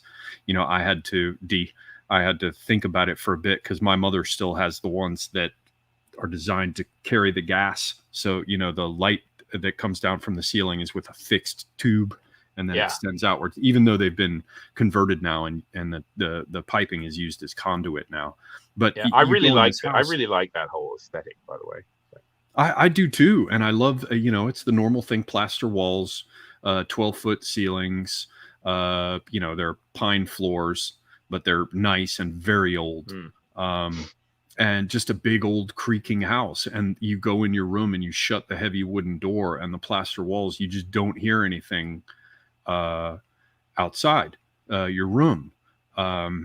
But I had to sleep in the back of the house when I was visiting, which was an addition. And this isn't like 1/4-inch sheetrock and modern garbage. This is, you know, still a fairly substantial house. Not substantial like if you live in Detroit or Chicago or something, everyone would laugh at the thinness of the construction in the South. But everything's just a buzz and a hum. Like as I'd wake up before dawn, I could hear the traffic begin, and you can hear the highway. You know, you can hear the endless roar of the fucking highway and the gunshots and the sirens and the helicopters and the jets going overhead. It's just like, yeah, this is like my experience growing up. I lived in a very small house. Parents still live in it, and you know, my teenage years, I would stay up and my brother would stay up and we'd play some video games, and the walls are all like sheetrock, right? So our rooms are really close to you know, our parents' room. Sometimes they would complain about you know, us making too much noise, and it's like we were being as quiet as like humanly possible. Like it's like inconceivable that we could have been any quieter, but they could just hear things as if there was like no, as if there weren't multiple walls between us of sheetrock, right? It's like incredible how bad the insulation is. I'm really glad I'll never have to live in a sheetrock house again, because the stuff is just awful. Like there was, I remember one time it was like we were playing Super Smash Brothers Melee, and they were complaining about the analog stick clicking sounds as you move the GameCube stick around the octagonal shape, because the GameCube controller has the analog stick, but unlike PlayStation or whatever, it doesn't have like circular edges. It has perfectly cut like an octagon, so that the stick sets in the direction perfectly. And yeah, it was just like it was just so frustrating living in a sheetrock house, because you just hear everything. You know, you try to get up at night for a snack, and you'd have to like literally like. I have just so many memories of myself like solid snaking through the hallway. Not because it teaches you how to fucking sneak, though, doesn't it? Yeah, it certainly does, but not because I was doing anything bad, but just because like I was trying desperately to just be polite and not wake people up, and it's just like friggin' impossible in sheetrock houses. Yeah, that's but as Simic. That sounds like a Serbian last name, like Charles Simic. Interesting. Was talking about 1/2-inch sheetrock, but or drywall. If you use you know, if you to say nothing of 3/4-inch, which I think they make as well, if you have 1/2-inch drywall on both sides of the walls that adjoin the other apartment, it's actually fine, especially if there's some kind of insulation in there too. You'll be all right. But yeah, in terms of sneaking in the old houses, they were great, but I still had to wait. I mean, I distinctly remember when I was a young lad and I'd sneak women in when I was a teenager, and you know, your parents are sleeping in the other room or whatever, and basically I'd just fucking hammer away whenever the heater was on, and then as soon as you heard the blower stop, you had to like get all gentle and romantic. when the heater started again, you could hammer away again. Sorry, nobody needed to hear that. That's pretty lewd. Well, when I was young, I was in it. There was a wing. I was, you know, I was in the adolescent wing. Well, yeah, I mean, yeah, sort of. It wasn't as grand as it sounds, but there was so much space that I could have, you know, had a screaming cannibal ritual, and no one would have heard anything. So, but then the place that I recently moved from, in a certain country adjacent to Ingerland. That house, what the foundations of that house were like 400 years old, and they were. I'm not joking. I mean, like 4 foot thick stone. It was originally a barn, a very old barn, and it was tall because the family, the tenant farmers, lived above where the animals were. You know, remember when Owain was always talking about pig heat? Oh yeah, but I mean that was the way, right? Yeah. So and then of course that was converted into into dwelling in the 19th century. But I mean that had massive. I mean it was all, but the problem of course is, and also being in Wales, it was damp all the time. Even though it had 4 foot thick stone walls at the base, but it was just it was just constantly damp, as everything is. So yes, and the house I've ostensibly moved to is from the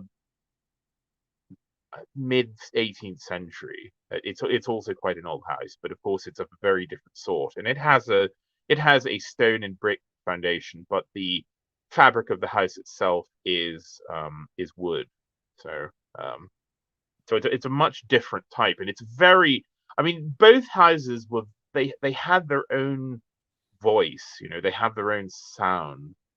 Like especially the wooden house here, because it's you could just hear it. You can hear it sort of groaning and moving, and as they're truly old, as yours is on the borderline of being even by European standards, as I understand it.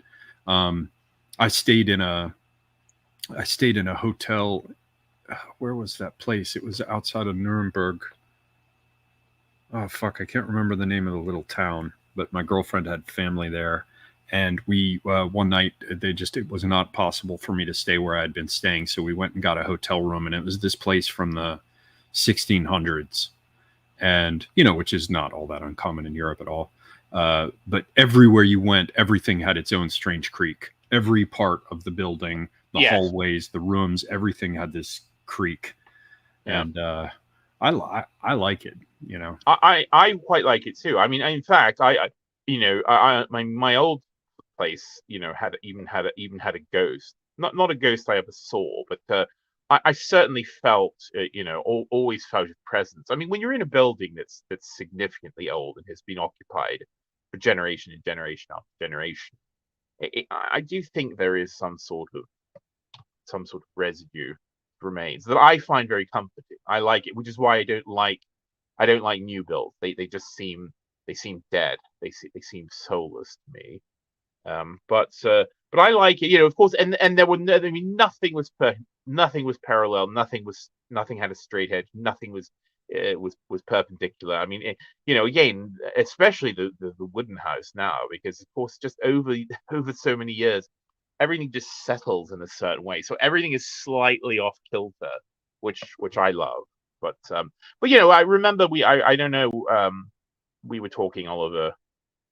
We were talking about faces and how I think that there's a certain type of imperfection in a face that actually can make it more beautiful. I feel that way about architecture or whatever. Isn't there an old line about Persian rugs where they deliberately tie the one knot wrong, so it's not perfect and it can't offend God? Is that true? That's not true, is it? Oh, he's gone away. He's referencing his library. Oh, you're muted. You're muted. I had not heard of that thing about the specific business with the knotting, but it would be fucking based as hell if it were actually there. This Concordia, this is a great book. I've mentioned this to you before. There it is, Concordia Discourse. This is a great book. This is Edgar Wind, Pagan Mysteries of the Renaissance. He does a number of deep dives. He's the studies in iconography. He's a great art historian from back in the day. I think he was part of the Warburg crew.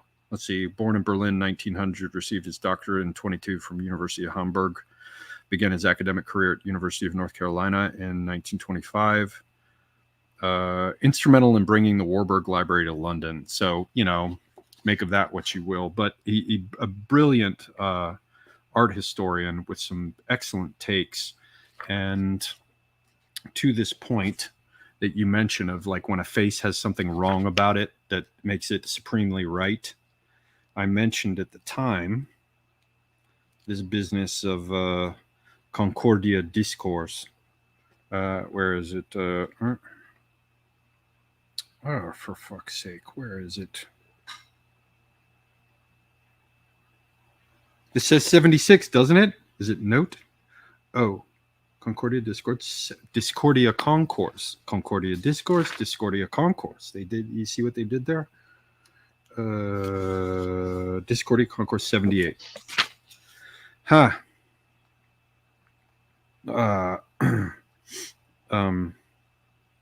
Here we have it.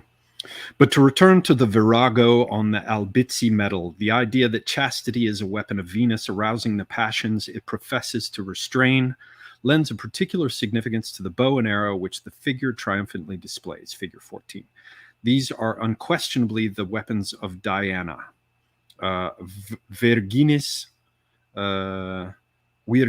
arma, as Virgil says, but they are also the weapons of Cupid. In their operation, the two implements reveal between themselves what Plato calls something in Greek I can't pronounce because I don't know. I only know a few of the Greek letters. Literally, the harmony of the bow, which he said Heraclitus had defined as the one, capital one, O1, the one united by disunion. While the arrow flies and hits blindly like passion, the bow held steadily in place is used with a seeing eye. And because its strength resides in tension, it is a symbol of restraint. A bow without an arrow and an arrow without a bow are clearly of no possible use, but combined they impart energy to each other and illustrate that harmony in discord, which Pico della Mirandola defined as the essence of pulchritudo. Lo contrarietà unita e la discordia concorde, il che si può per vera definizione assignare di essa bellezza. I'm not going to read the whole line, but basically it's all about discordia concourse, concordia discourse. That beauty in itself, pulchritudo, is a result of these elements that seem to conflict, but somehow they work. That's why, I've always in my life sought mates that had precisely this quality, because you can delight in it and be absolutely enraptured by it. And other people are like, wow, there's something wrong. It's not perfect. There's not a little ski slope nose and it doesn't look like Taylor Swift. And I'm like, more for me. It's like when the kids are like, I don't like foie gras. And they're like, d'accord, that's fine. More for me. Dear, dear, foie gras. Yeah, and there's also certain features. I mean, there's certainly things in, that I think are markers of a more masculine face that, of course, modern kind of media beauty standards would regard as a sort of defect, because everyone is meant to look like a floppy-haired fucking twink. But like a wide nose. I mean, I'm a well-known proponent of a wide nose on a man, or an aquiline nose, depending upon the type of person. And on a house, I like a house with just something slightly off about it. By the way, my analytics, you haven't tweeted yet this month, August 2023. I just love that everything, it's just everything that they can break is broken. Oh, so I get about 750k tweet impressions a month, and from what I can see, that's held fairly steady. So maybe my thing about being throttled is maybe I'm just being paranoid. You know, I don't deserve let's that many tweet impressions. I mean, January I had 1.13 million. I don't know why that was. Oh no, I am being throttled because I used to get over 1 million a month, and now it suddenly dropped. Yeah, in fact it's almost half. Oh, ugh. Yeah, this month I got 780K so far. Last month I got 717. But the month before I got 1.41 million, then 1.66 million. It dropped. 1.6 million, 1.28 million, 1.45 million, 1.9 million. Yeah. And yeah, I've been totally smashed. Same. Smashed. And weirdly enough, you can only go back so far, and then it just stops telling you how many impressions you had. Maybe they didn't. I don't know. Did they not collect that data back? Well, no, they've got a little thing saying we're working on some stuff now, so some information might not appear, which means everything's fucked up, just like you were just saying. Yeah. Well, we know you're working on things right now. Also, I love the top follower thing. Because who are these people? Well, it's good to know when you see them appear. Well, yeah, I mean, the Lafayette Lee, Stone Age Herbalist, but then I get like other ones like Lemon Mum, Canuck Maritimer who eats cookies and trolls for breakfast. It's like Lemon Mum. See, you need Gooner, old bald Gooner. Everyone needs to go and follow D so that you can see tweets like when you throw hot dogs at the king, you best not. Oh man, that was really good. Well, that's the kind of material you can't get anywhere else. I think Charlie wins on the banger tweet. The banger schizo tweet. He's absolutely the like dark horse out of nowhere. Like, what the fuck just happened? Tweet. What was that one? Did you just do one where a bunch of people were being executed on the ground? Yeah. Yeah, that was a while. That was a good one. That was a while ago. And they go absolutely, and some of them just go absolutely viral, and then you just get this like this wall of salt, coming back. Oh yeah, it was Tucker Carlson interviewing the GOP candidates, and it was the shot from that movie The Pianist, where this Wehrmacht guy is just is just executing. I found it. Look, I found it. I will post it in the YouTube chat right now. Yeah, post instead of describing it, because that's actually much better. Yeah, I'm not going to show it on screen because I want to keep my channel. Lol. But anyone who wants should go look at it and follow Charlemagne. Absolutely follow him. I can't see any of my.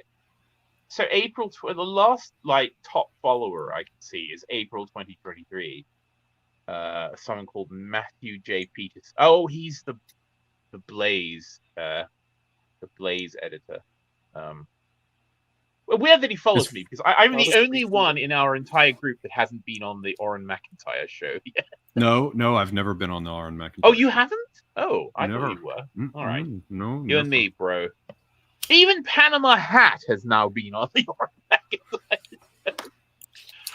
Let's see. How do you find top tweets of all time, like from your account? I think you get advanced search there. Do they tell you that? Is there a way to do that? I don't know. Let me check the advanced search, which I actually. I remember downloading an app to be able to get like granular data because it was just that it wasn't offered. That's right, and they have weird search strings that they don't advertise how you what the syntax is. But somebody like you who does programming, you should be able to figure it out, Charlemagne. I've just seen that, like, I was trying to do a search for tweets within a given date range involving a particular tag or person, and there's a weird string that you have to. They don't tell you. They don't tell you anywhere on Twitter. They don't make it easy. Okay. Yeah, so I can do monthly, but I can't do all time. My most successful tweet of all time is still can't believe the History Channel made this. I remember that. I remember that one. How did you find it? How did you find it, though? That's what I want. Some rando posted it one time, and I downloaded the video. No. How did you find that? No, but how did you find out? Yeah. Oh, I just advanced searched and set it 100 for minimum retweets. So it will only tell me month by month. It won't let me see all time. All right, yeah, just go to Twitter advanced search. Okay. Then, not in analytics, in advanced search. Okay. Yeah, I never used analytics. I just advanced search, and then all you have to do. All right. While we're all looking at this, we still have 30 minutes left, so we're still going to look because I want to find out what my best tweet was. It's this is all of us. This is all of a show. No, I'll just I'll post this. Wait, what? I'll post it in the chat as well. What the search string is, if you want to. Why do you limit even know it? Where the fuck is advanced search? It's advanced. It's Twitter. I love that Twitter.com is still the URL for me. Search advanced. Search -advanced. Twitter.com/search-advanced. Is that what you were talking about? Here we go. I'm gonna. Yeah, I think that's the URL. I just Google it every time. I see. Minimum retweets. Yeah, it's minimum likes. Filters. Minimum. Yeah, you have to do retweets. From yourself. Okay. I think retweets is a better measurement of success than likes, but you could go either way. Okay, so I'm gonna go 300 and see if it actually happened, and it's from these accounts. Okay. Yeah, that's colon. This shit's so broken. If I enter minimum retweets 1,000, it doesn't work, even though several of these have. Yeah, from colon at your. Yeah, when I posted in the private chat, you can just post in the search bar if you want. Okay. This is dumb. This is ridiculous. Oh yeah, look, advanced search is actually right on the side in the desktop, isn't it? 332,000 impressions for one where I just reposted a beauty contest was judged by AI and the robots didn't like dark skin. That's just sad. That's awful. That's fucking awful. Lol. I've never had 100. I've never had 100 retweets. So I'm small potato. Okay, I need to reduce it. Because there are better ones. Like I thought I got more on the. Oh come on! I've got to have 50, at least 50. What? Come on! What is this guy? This is it. Okay, ladies and gentlemen, while you're listening, please feel free to ask questions now. Good questions. Ask good questions. Yeah, and send those super chats, little pay pigs. No, but I don't have any. I need to do that. The thing is that I heard that like YouTube takes 50% of your fucking money. They do. Yeah. I thought it was 30%. Is it up to 50 now? It may. I think they've changed. 30% is insane. I mean, this is why people use entropy, because YouTube just absolutely screws you. I mean, it's really sad because some people will donate, crazy amounts like $500, $100 or something. And it's like, dude, that you just sent like over $100 to Google. Well, yeah, I'm also I desperately need money, so I need to turn on entropy or something. What should I do? Minimum replies, minimum likes, or minimum retweets? I did minimum retweets. I think that's the best. Okay, and would you do 100? Yeah. All right. I don't think I have 3 that are over 1,000 retweets, but they don't show. Wow. It says no results. Yeah, because it was doing that for me, but it was because I malformed it. Yeah. Try a different value. I mean, it is broken. It's broken like everything is. So. Okay, I'm waiting for good questions. Let me just. I'll do you. Let's see. You want to hear mine? Well, I don't know if this is the biggest. November 20th, 2022, and I quote tweeted Donald J. Trump. I quote tweeted Barney Frank looked disgusting, nipples protruding in his blue shirt. So this was right after the Trump account was brought back. You remember like for years the Trump account was just gone. It was Yeah. So and so this is like the day that it came back, and I retweeted that, and I said it's like rediscovering the Library of Alexandria, and I got 405 retweets. None of these are mine. No, This you is have terrible. one. You have one where you posted that picture about the ANC insists that kill the boar is a metaphor. I see what you're saying, though. None of these are your takes. Like, Right, they're just reposted memes. Khazar yeah. Milkers did well. My favorite's still my Antarctica one. I think that one's. Oh yeah, This I is remember terrible. Fucking Charlemagne just totally like smashed me. That's None of them are mine. None are mine. This is horrible. This is absolutely horrible. There's not my wit. This is a big one. I found an even bigger one. Yeah, I screen capped some woman who tweeted, "I'm a Jewish woman. I should not be forced to live under evangelical Christian ideologies." And then I said, "I'm a Christian man. I should not be forced to live under secular Jewish ideologies." 721 retweets. Yeah, but that was a good one. That was easy. That was too easy though. Too easy. Too easy. Fuck, man. The only ones of mine, and I'm waiting for good questions, ladies and gentlemen. If I just scroll down past art reposts, the fuck, I hate myself. The one just now with Vivek talking to Tucker, where Tucker says Vivek Ramaswamy is the youngest Republican presidential candidate ever. He's worth listening to. And I said, no, he isn't. The whole base brown man thing is so tiresome. For the record, he comes from hedge funds and big pharma. What are the analytics on that? That's 23.7 thousand views. It's nothing. And I don't even see the Laura Towler. They removed the ones because I did my meme of Yorkshire tea, but redone as patriotic alternative.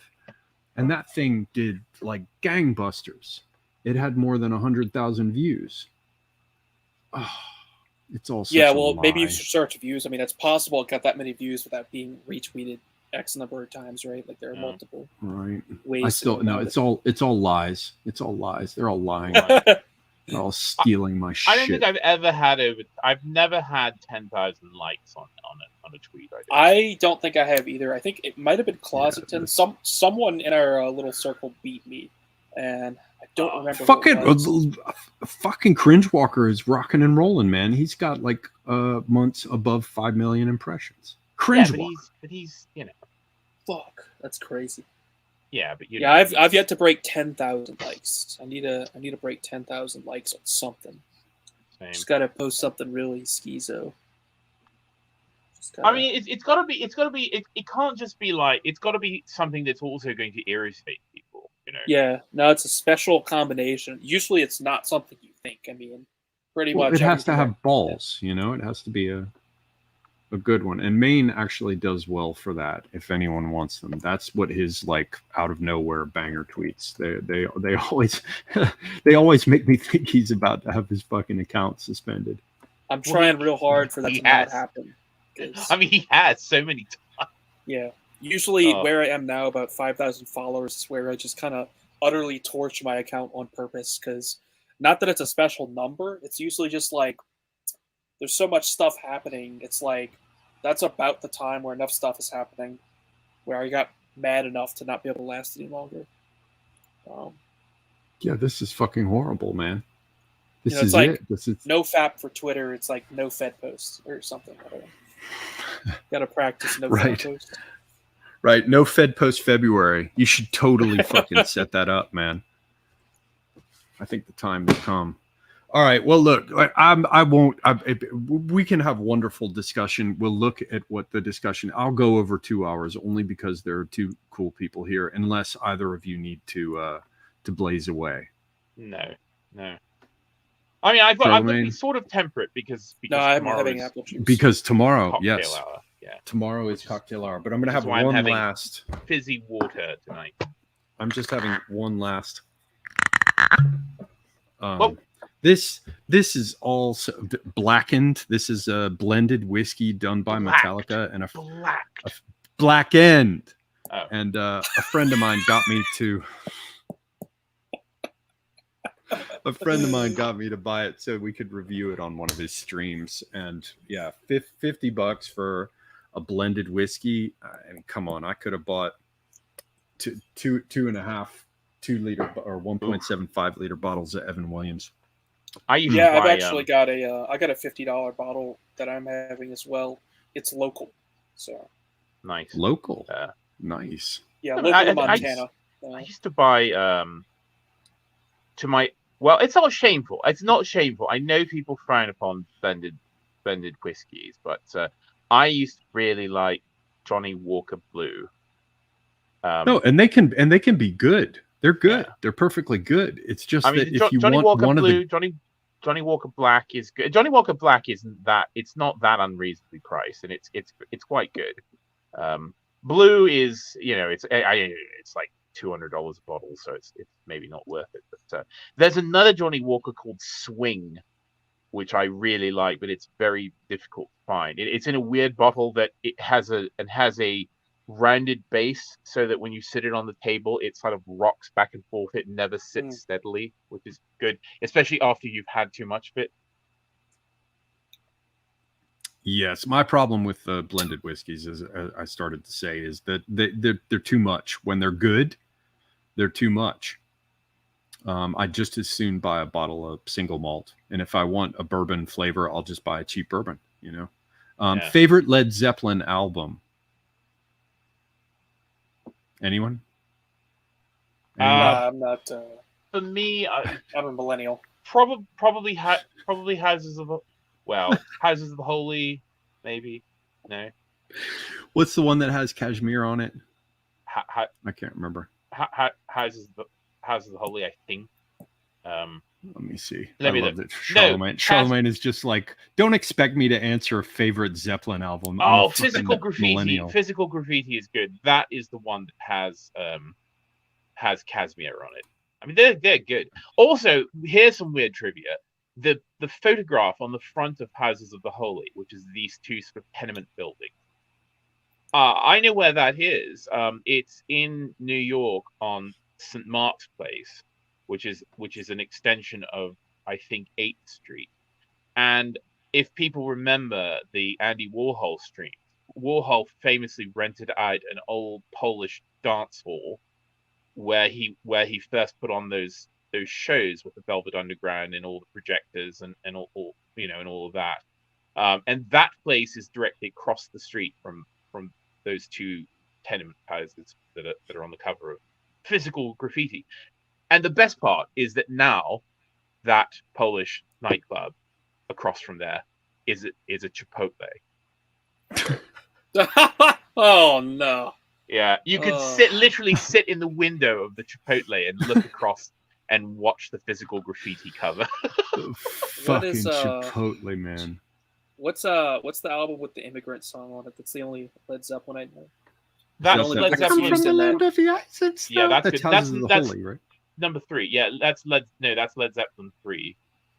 Okay. See, I'm terrible. I discovered sometime back, and I can't remember what it was that convinced me that it's true, but I believe it is. I filed it in my mind as having been conclusively established. You know the way in which Stone Temple Pilots was. I hate. Actually, I like Stone Temple Pilots better than Pearl Jam, but Stone Temple Pilots was basically like just a ripoff to repeat Pearl Jam, which I didn't like. I think there's some truth, and I read it somewhere, that Black Sabbath was launched as like an answer to the success of Led Zeppelin. Let me just double check my hypothesis. So Black Sabbath was.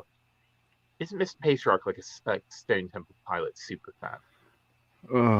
Well, they're better than I'll say the Jeremy spoken. I hate fucking Pearl Jam. Wait, who did Black Hole Sun? Was that wasn't that's Pearl Jam, isn't it? Black Hole Sun. No, Soundgarden. Soundgarden. That's who Patriarch likes, not Stone Temple Pilots. Yeah, Soundgarden actually back in the day in Seattle when they were like Sub Pop, the record label, they were pretty cool. Let me see here. Black Sabbath. Like any of them. Where's Wikipedia for Black Sabbath? Because I'm going to find out whether the first Black Sabbath album. We're just going to go ahead and one way or another dispense with my hypothesis quickly, based on. Oh, you really really want you, you really do. Oh, that's no, that's Hole. Yeah. Yeah, that's fucking Courtney Love, man. Oh. I am doll parts. The best Bad was the skin. documentary that purported to reveal that Courtney Love had murdered Kurt Cobain, and this guy from the fucking Mentors is like, yeah, man, yeah, I know it for a fact. That's old shit that no one will remember. Black Sabbath Wikipedia. I remember I based Courtney Love. I just remember that. Remember that video clip? It was from some years ago. She's just like, do you have any advice? They said, some interviewers stuck a mic at it. You know, have any advice for young female performers? She said, don't go to Weinstein's office alone, which was quite ballsy because this was way before all the, that is his name, Weinstein, the fat Hebrew who came in the plant. Harvey Weinstein. Yes.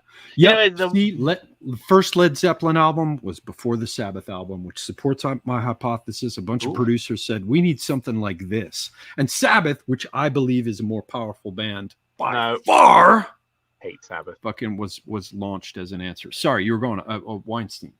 No, I have nothing to say. I'll tell you, the big black pill is every time I rewatch Lord of the Rings to see Harvey Weinstein's name come up, because he was the executive producer of Lord of the Rings.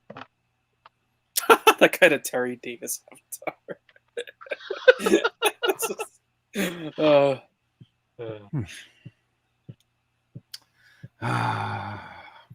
Fucking Sabbath. See, D would never look. Somebody saying wrong. Zeppelin all day. Oh my god! That close to being fucking blocked. I would definitely choose Black Sabbath. No, yes, Charlemagne comes through, even as a fucking millennial. Yes. I'm not really a big fan of either, but I would definitely pick Black Sabbath. Absolutely, because taste. You've got it. You've got it. You got it. You're both wrong. You're both wrong. What are your earlier question came in, D? I will modify it slightly. The question was, what are your 3 favorite brands of gin? But it seems like it has to be done in order, like from first to second to third place. See, the thing is, of course, you're a professional. It doesn't matter. Well, I'm a professional, but there's also a type of connoisseur. There's a type of connoisseurship that I don't like. I mean, for instance, I love coffee.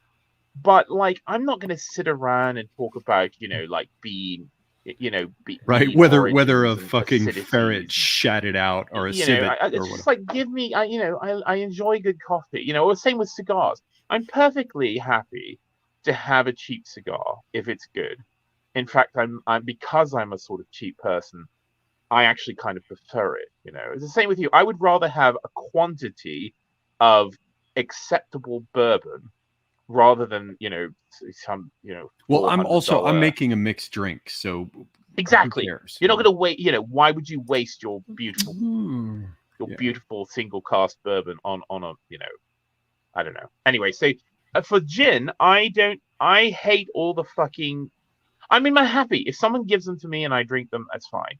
But if I buy gin, I buy bog standard ones. So if I'm buying it for martinis, I will buy Plymouth gin because I think it's the only really appropriate gin, although you can make martini with any gin. Plymouth. So Plymouth is the best martini gin, as far as I'm concerned. It's very different. How did I not? It's a never heard of Plymouth style than a London Dry, and you can get it in America because I do. Yeah, as I do. Because I do. Do they have it at Walmart? Probably, maybe. I mean, it's slightly. No. They only have wine there, and boom, let me tell you, the wine selection at Walmart is nothing to write home about. Surprise! Bro, I would never buy a bottle of wine from Walmart. I don't think I ever have.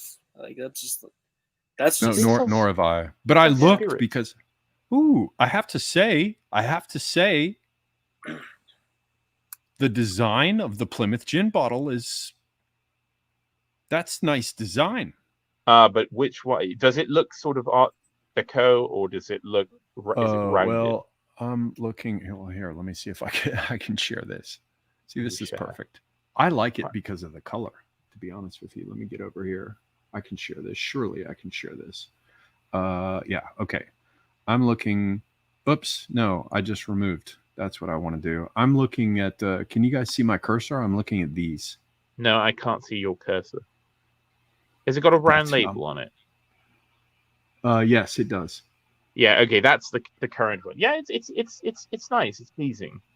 The old bottle used to be sort of an Art Deco sort of thing. Well, that was like a redesign, but yeah, it's good. Anyway, it's good gin, but it's not like it's a different style of gin from London Dry. So I like that. I like the Bombay Dry, not Sapphire, right, not Sapphire, just the Dry that has the picture of Queen Victoria on it. The Sapphire is it's just a bit too much. It tastes too 80s to me, which it is. It's an 80s product, and it just has that sort of slightly plastic. Yeah, it tastes like parachute pants and a members only jacket. Yeah, it tastes like yuppie juice. I don't know. I'm not going to turn it down. The thing is, I will not turn any of them down. I won't throw you out of bed for leaving crumbs. Not unless you do it better on the floor. Yeah, and then number 3. What would number 3 be? Any gin that I can drink. I'll drink number 3. Just whatever. I don't care. Whatever. There's some really horrible ones though, so you've got to be careful. There's some really awful American ones, like in big plastic bottles. Yeah, like Gordon's seems kind of creepy. Gordon's is okay. Even the American version of Gordon's, which isn't the same as the British version of Gordon's. So. What was this you sent me in the private chat, Charlemagne? Something from the Okra dude? It's just funny. Just funny stuff. I'm scrolling through the search query right now. See, you have the power, man. See, Charlemagne has the power. Us old people, we no longer have the power. I mean, hey, Waves is in here. He's no twink, though. Look who's it. I didn't have that much whiskey. Skeptical Waves, the cunning leaf. You're welcome to come in here, Waves. Anytime you like. You are always welcome. Okay. Botanist gin. I don't know what that is. Yeah, but if you search for this soft N-word Trump right now on Twitter, it's you get some pretty cool results. Soft? Yeah, this and then the N-word, but like the safe version. Without the hard R. Okay, let's see. Yeah, it rhymes with mega. This mega Trump. Search that and you get just great shit. I've got some. I got a mugshot of him, but I got a bad. Also sort by like. This is a digital forgery and not an actual photo of Donald Trump. So they've got forgeries of his picture. I mean, the experience isn't like the first one. It's like the whole. Just you got to doom scroll through it. Just scroll. Read every tweet that has that in it. Wow. There is. Wow. It actually is. It's going to make hundreds of thousands, if not millions, of black people vote for him. Like, it really is. It is. Is it? It's done. Yeah, it will. I guarantee it.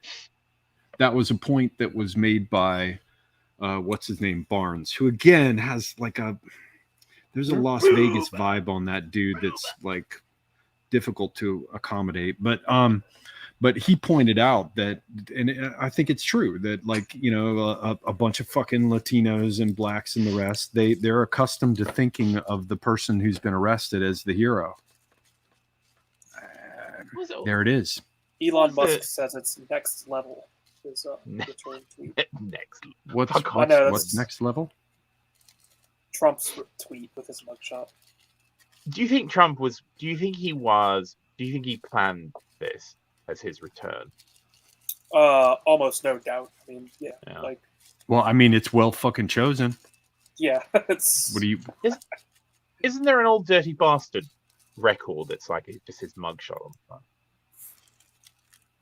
Old dirty bastard. I don't listen to that sort of music. What? I've just been around. Yeah, I'm familiar I with don't Old even Dirty know. Bastard, but I don't know the specific. I'm so old that I don't even know what that is. He's a member of the Wu-Tang Clan. Yeah, he's deceased. Like, I think. Isn't that like ODB. RZA or something? RZA. Like, yeah, I only know this just because of the carpet. Old Dirty Bastard. He's like number 3 in what is that song where they go through all of them? I don't know. It's like one of their top tracks. They just like name all the members of Wu-Tang. See, this is high quality fucking discourse, man. You can't get this just anywhere. Oh yeah, Let me it's see, just do we- Wu-Tang Clan ain't nothing to fuck with. I think that's it. You down with liquid You swords. down with OPP? Yeah, you know me. That's not Wu-Tang. Yes. Is it? Very No. Ah. Protect your neck. That's it. I've heard the Hoopers say that. Yeah. And I've heard him talk about RZA because he says RZA, or no, he says RZA. Like, hello, my Nazis. RZA. Naz. Yes. Oh, by the way, man, fucking epic. I have to say that he's totally in my heart throbs with fucking admiration for AA right now. Ugh. Straight up, because of his fucking fight with all the feminists and his nasty little responses to them about like how they've all been coming into his replies stinking of urine. I'm like, fucking go, man. Absolutely. Who said that? Awesome. I've got to mute it so I don't see them. But, wait, what? No, unmute him because he absolutely just was plowing into all these women. He's just basically claiming that feminism is for Susan or whoever's in charge at this point. Raja. I do not. Yeah, there we go. I don't support any of this, but he basically, again, I'm whatever I'm supposed to think is what I think. But he has he's come in basically and made the argument that because of the absolute like astounding multiplication by orders of magnitude in the numbers of rape since the advent of feminism, that all feminists are rapey. And it's a delightful thing to look at the history and the replies that he's been receiving and how he comes back at them. Yes. All right. Fine. I'm trying to find the origin of this angry feminist thing. Bunch of and Waves apparently has to go to bed being responsible. Okay. Is it in the world of feminists, women just routinely get raped every day for hundreds of years? And the first instance of consensual sex happened in 1991. Is Ashley Duke a woman? Is that a woman? It can't be. Not a woman, is it? No, he has more. He has more, but it looks like from the responses, that's the one that said people. Ashton Duke can't be a woman talking about PD Firewater from Scotland. That's not a. Retweet that. Talking about having a period. Okay, I might have to revise that take. You know, they used to do that. They used to do that. They would give young girls a tot of gin for period pains. I had my period with gin, meaning there was a phase that he went through of drinking gin. Oh, okay. No, but it's weird because it is an old British thing to give young girls a tot of gin to help with menstrual to help all those meaty chunks break loose from the wall. Oh. Sorry, that was entirely uncalled for. And I love women. I love them. I do. I love them. I love all of them. They're absolutely fantastic. Do we have any other good questions? I love the Isla. I like the higher year Lagavulin or however you say it more. Yeah, but the older Lafroig is also great.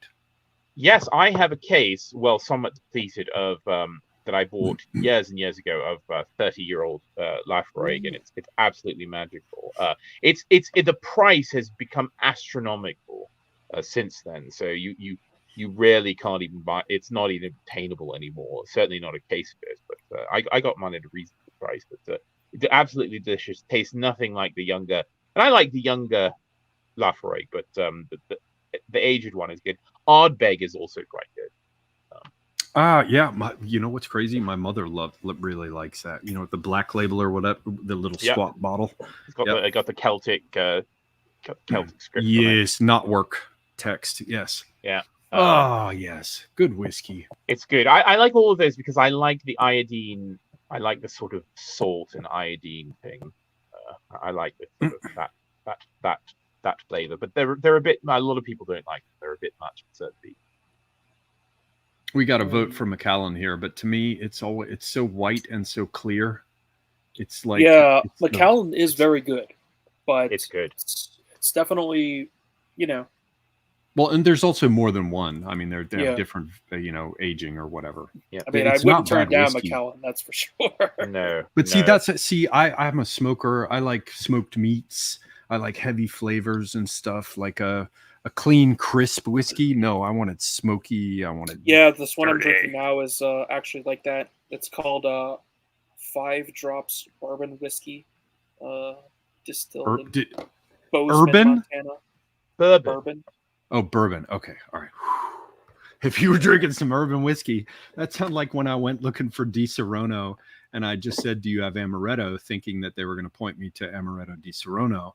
And no, there's all these categories of liquor. Apparently, it's like the same kind of thing that the Hennessy crew drinks.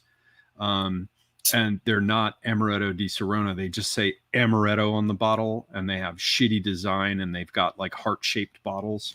And I was like, ooh. There's nothing more disgusting to me that urban American basketball Americans have cottoned on to drinking cognac. It's so disgusting. Yeah, I'm just as a matter of principle, I'm going to have to shift to Armagnac just to do it, just to not be associated. Or you've got to buy the XO. You've got to get the stuff that's out of most of their price range. See, Armagnac. I've never had Armagnac. The problem is, it's out of my price range too at this point. So. Oh yeah, Armagnac is good, but it's a bit more difficult to find. But I've never been much of a brandy cognac, that sort of type of liquor drinker. I like a bit. I love it to drink it and taste it, but I can't get drunk on it. Oh, I can. Courvoisier. I mean. What a wonderful stuff. Well, the thing is, of course, there were lots of very old cocktails from the 19th century where that brandy was the spirit of choice. So, if I recall, cognac is used in one of my favorite cocktails. I think it's the Sidecar. Is that correct? Yeah, Sidecar. Sazerac cocktail used to be made part of with cognac, I believe. Yes. That one I think Sidecar is cognac. That's a way old version, I think, of the Sazerac. Yeah, very old. I'm talking like 90s, before 90s. The absinthe and Pernod and Absinthe or whatever. Yeah, you're talking. Yeah, you're going back to the deepest lore. Yeah, but I No mean, good brandy questions. was, of course, the gentleman's drink in the 18th century as well. Well, we're just going to keep talking about liquor because no one asked good questions, so it's their fault. I saw questions for you. Were they good ones that I missed? I don't know. What's a good question? How goes the Circassian translation stuff? Still working on it? Oh, maybe I can show you. Let me see. Can I show you? I've begun typesetting it. Let me see. Can I? Yeah, the translation is done. All that's I'm stuck on. Okay, this is just a mock-up, right? So let me see. Can I do a new? I have to save it and open it in the browser window in order to be able to share it. Save as. Let's call it test. Desktop. Save. I've laid it out. I'm limited with the self-publishing for the particular dimensions that I can use, so I can't get like a golden ratio going as would be my want. Favorite American cryptid? I would say it's like the kind of people you see in the Chicago airport. Oof, that's cold. Okay, let me see if I can share this. Hang on, we'll come back to cryptids, but this is the design.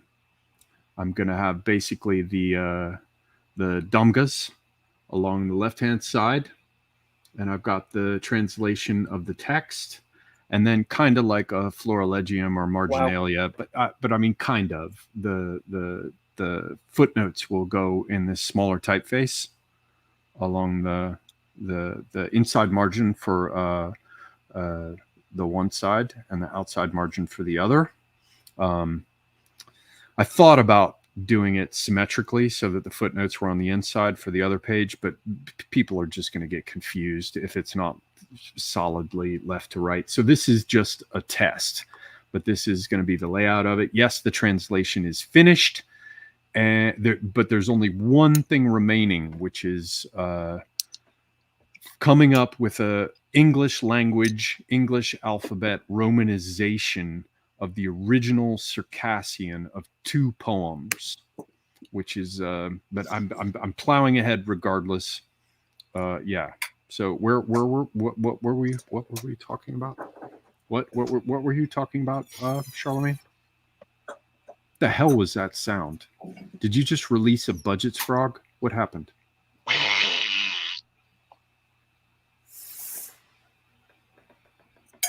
Sounds like someone's like snorting coke through a 7-foot-long silver straw. What? You're like, what? Hello. I thought we were talking Sorry, about what happened? The golden ratio. Oh, on the pages. Do you not know about that, D? Do I? Here. Wait. No, of course you know. No. I know. But for page layout specifically. What is the ratio? Smarty. What is it? The golden ratio? Yeah, I don't actually know. Did I make a weird noise or something? I think we both made a weird noise and he heard them together and thought it was something else. Yeah, I opened my freezer and it made like a creaking sound. When you open it. It's from fine. It's 1.618. You can go on, but you can go on. Go on. This is what I have reference to. Jan Tischold, in the form of the book, which I imagine you probably have a copy of, lays out the golden mean or golden ratio in reference to book pages, and how you set up your margins. So everybody can see here over on the right. He basically analyzed shit cans of medieval manuscripts and discovered that they did have a particular way of laying them out based on these ratios, and I try to use it in my own design. If anyone is interested in this, you get a copy of this book, The Form of the Book by Jan Tischold.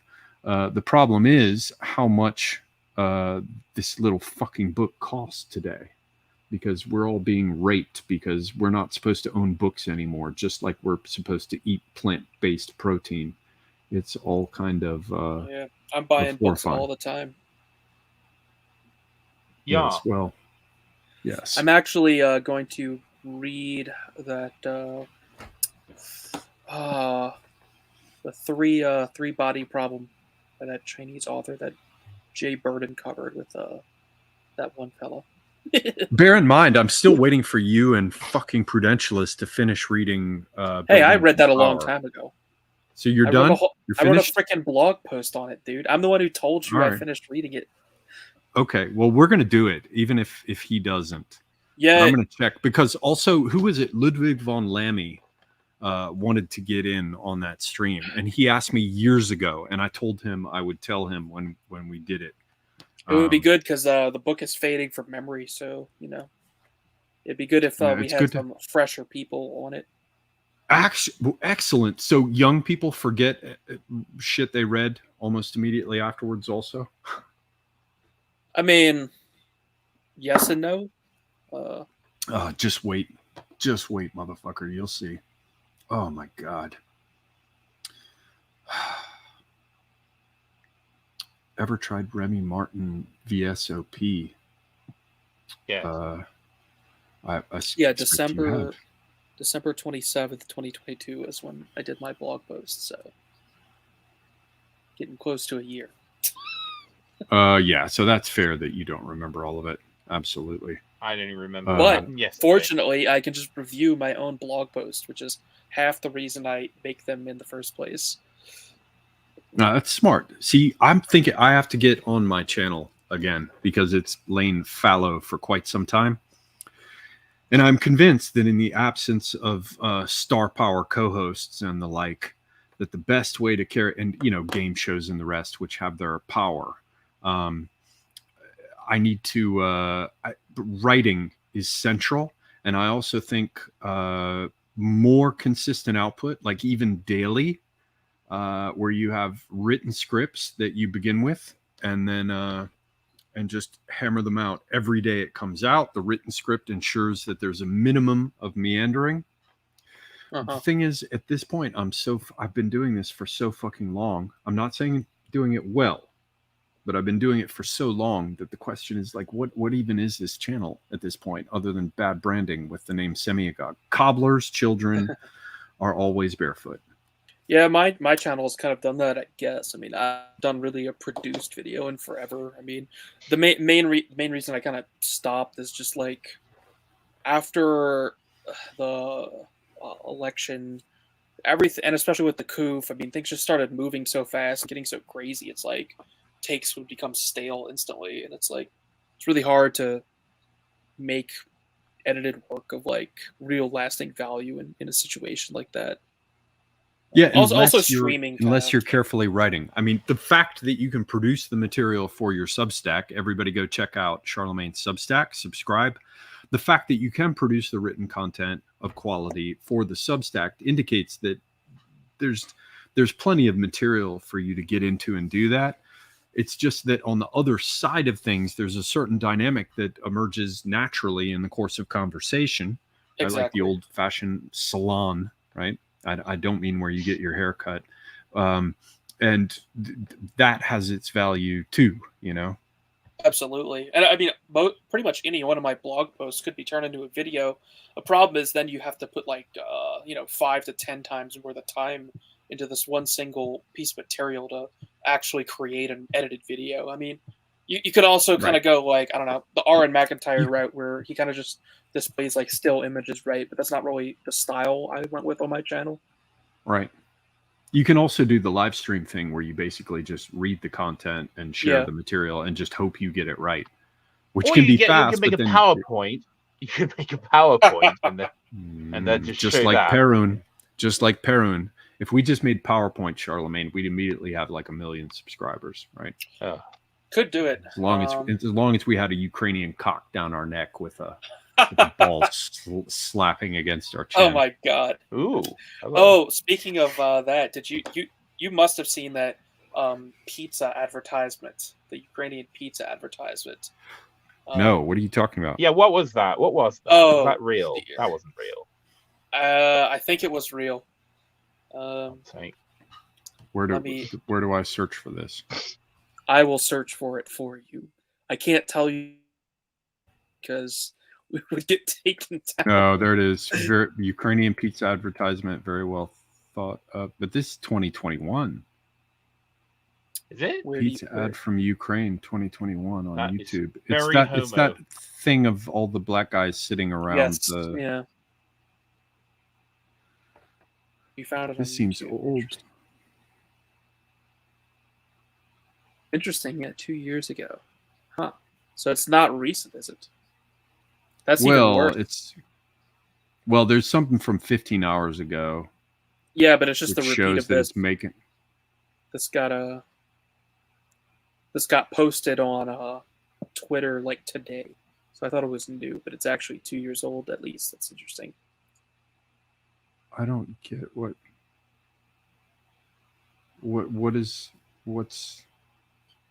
I don't know. The girl's eating pizza. Oh, it's disgusting, by the way. But I don't. What does it have to do with Ukraine? Help me, young person who's. It's a Ukrainian advertisement. She's speaking Ukrainian. It's a pizza place in Ukraine. No, that's obviously from the old porn thing. Well, that's the pun that they're doing. Oh my god! I bet you they found the original actress. That's another thing. How come anybody who sucks a dick is a porn star? whereas How do any I actor search for isn't that a star. How do I find that meme without destroying my Well, search while history? you're looking for the meme, there's a question about Chat, how help people me. prepare coffee. Corsair King says, would you rather Trump for 8 years and he's actually somehow based and effective this time, or Mr. D becomes president for one glorious year? I would prefer D being president just because every day would be... Can you imagine D coming up to the... The idea podium. of being a politician or executive is no. I know it's so it's beneath you. I know. I'd never However, do it. The executions. Can you imagine? You cannot imagine how many executions there would be. The fucking all the helicopters fucking spinning up on the fucking tarmac. Oh, yeah, that part would be cool. Where's that De Maistre quote that I read on UO? I don't know if you've heard that. Where is it?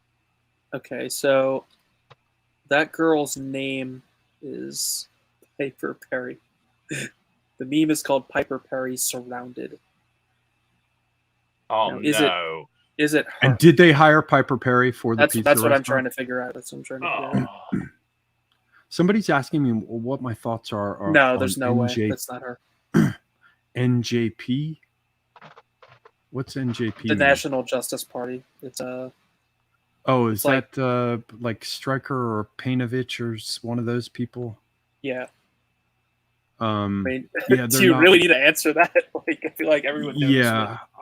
I'm just gonna go ahead and leave that be. In the UK, D is seen as a bit of fuck off. Who the hell is fuck off? What? Did somebody say? Is someone talking shit about D? Well, that's the same one who asked the question you're just talking about. He says in the UK, D is seen as a bit of a clown. Fuck off. What? Where are we going to cover man, more the fucking the hammer is it may be no it may be a reference to something I don't know. Right. Are there other war game broadcasts to cover? I don't know. Is that a suggestion for a specific one? I don't even understand what the hell's going on. I was just answering the chat. Where am I? Gin-soaked D wilderness. That's a little bit loose. I'm sorry. That just demands a timeout. No. He did it. He timed him. He timed. It's already done. I'm not. No. There's no way to. No, you can't. You can't talk shit about my guests. Even guests I don't like. Well, I do that. I also do that on UO. If I see someone insulting one of the absolutely, you you timed out fuckers who. No, I hate that. I hate that. Who were talking shit about me? Absolutely, man. I got your back, D. Absolutely. And as I said, I do it even for people that I don't like. Oh, indeed, because I don't like most people. Speaking of people I don't like, no, never mind. The whole earth, perpetually steeped in blood, is nothing but an immense altar on which every living thing must be sacrificed without end, without restraint, without respite, until the consummation of the world, the extinction of evil, the death of death. That's why you should read Joseph de Maistre, because he's metal. That's pure heavy metal. Did you just say that de Maistre is metal? Come on, that's de Maistre. Is that not the most metal thing you've ever heard? Wonderful. I love it. I love it. It needs to be read. Someone's got to get the AI together to such a point that you can have that played, recited with Christopher Lee's voice. No, absolutely. No AI, no digital necromancy. We don't like that. Well, but I'm afraid that fucking the horses are out of the barn. I block any Twitter account that has anything about AI in the bio. Blocked. I do like that Trump history AI account though. That's pretty funny. The one where Trump inventing the wheel 4000 BC. Yeah, that is good. Teaching Vivek Shlamalama. That one was good. Oh yeah, I did see that one today. Oh, I can't wait. Yeah, I'll retweet it right now. Oh, I did retweet it. Okay. You listen to the Trump? Did you listen to the Trump thing, Oliver? The Trump interview with Carlson? Yeah. Yes. Yeah, I saw that you posted about it and that you had said that he seemed lower energy. I think he was tired. I think you said he was tired. Of course he's tired. Yeah. I mean, also he's old. He's 80 years old almost, isn't he? No, not quite. But I do agree with you that his general energy levels have dropped. However, in the case of the interview, it might be a thing that's not mutually exclusive. I think he was trying to get that, we're just talking kind of vibe. Yeah, but it's so weird. Like, when the thing about malaria, and then he's talking about like Whirlpool dishwashers. Yeah, but that's based, man. The fucking light bulbs. Of course, because you bitch about the fucking one. light. I did buy the KitchenAid is actually just. Oh, I thought it was a Whirlpool. Okay, but it's owned by Whirlpool. Hey, they're the same. Okay, fine. It's the same thing. But the thing about the fucking light bulbs and the water, like every day, I'm like, why are my clothes not clean? They're not clean. I wash them in the washer. I have to put them the fuck in again. Yeah, but he's right. The America is collapsing, and he's talking.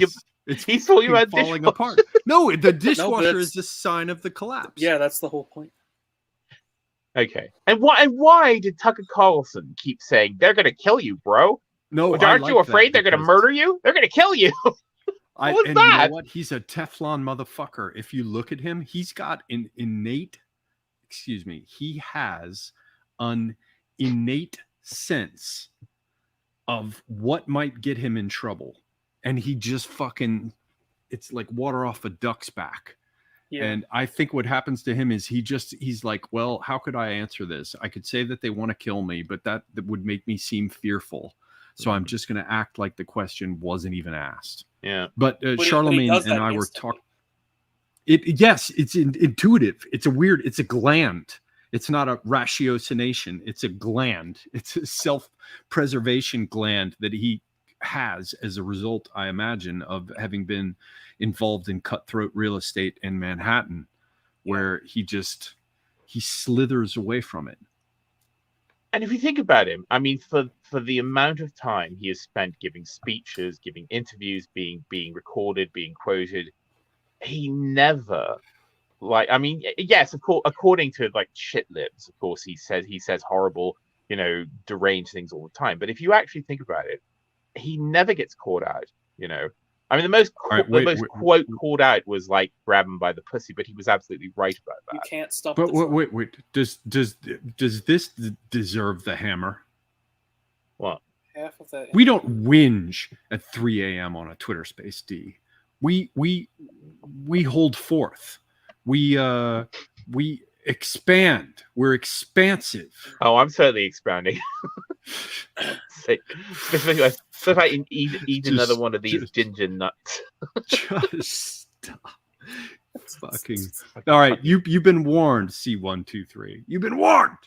That's what happens after you. Well, I'll tell you about Diet Coke because I'm convinced it's a Hyperborean nectar, and all great and powerful men drink it. So, fucking Diet Coke. I don't know, I like it. Charlemagne, I think, is more of a Sprite man. So. Yeah, I only drink Sprite, and if possible, that is so urban. Coke. No, actually, Sprite does not deserve it. Sprite was forcibly blacked. Yeah. It was dragged out into the streets and raped. Yeah, no, it was. And forcibly blackened. Oh, black. No, Sprite. I hate the fact they decided to black Sprite. It's awful. Yeah, I worked for a guy. Who was that guy? Brand manager for Sprite. DJ or he's gone now. I'm sure he's not there anymore, but what was his name? It was a black guy with like DJ or TJ or something. No offense to TJ who's watching, but what was his name? I worked for them on a Sprite project. I actually left my partners around about that time because it was just so ridiculous. But yeah, I was there for you know, like we can only sell Sprite with basketball players. Like when that happened, it was it's a little bit one of the different main than things grape Sprite drink. has going for it is all of its competitors taste awful. Man, but Mountain Dew. Mountain Ooh. Dew's a completely different drink than Sprite. Nasty. Not even- It's meant to be a lemon drink, but and 7-Up, I'm convinced they did something to 7-Up because I don't think it tastes the same as it used to taste. 7-Up also, used to be what all is- right, but it's bad now. 7-Up was big in the UK. That's owned by Pepsi, is it? Don't know. It must be. Yeah. InBev, Dr. Pepper Snapple. No, it's Keurig Dr. Pepper Snapple now. I don't know. I can't keep up. I don't know what they are. Yeah, it's all dirty. I feel dirty talking about soft drinks. I don't love it. think there's Well, you know how anything- much I care about this, Oliver. I know. Yeah, you but know. but they need to bring back. They need to bring back the old way. The old way.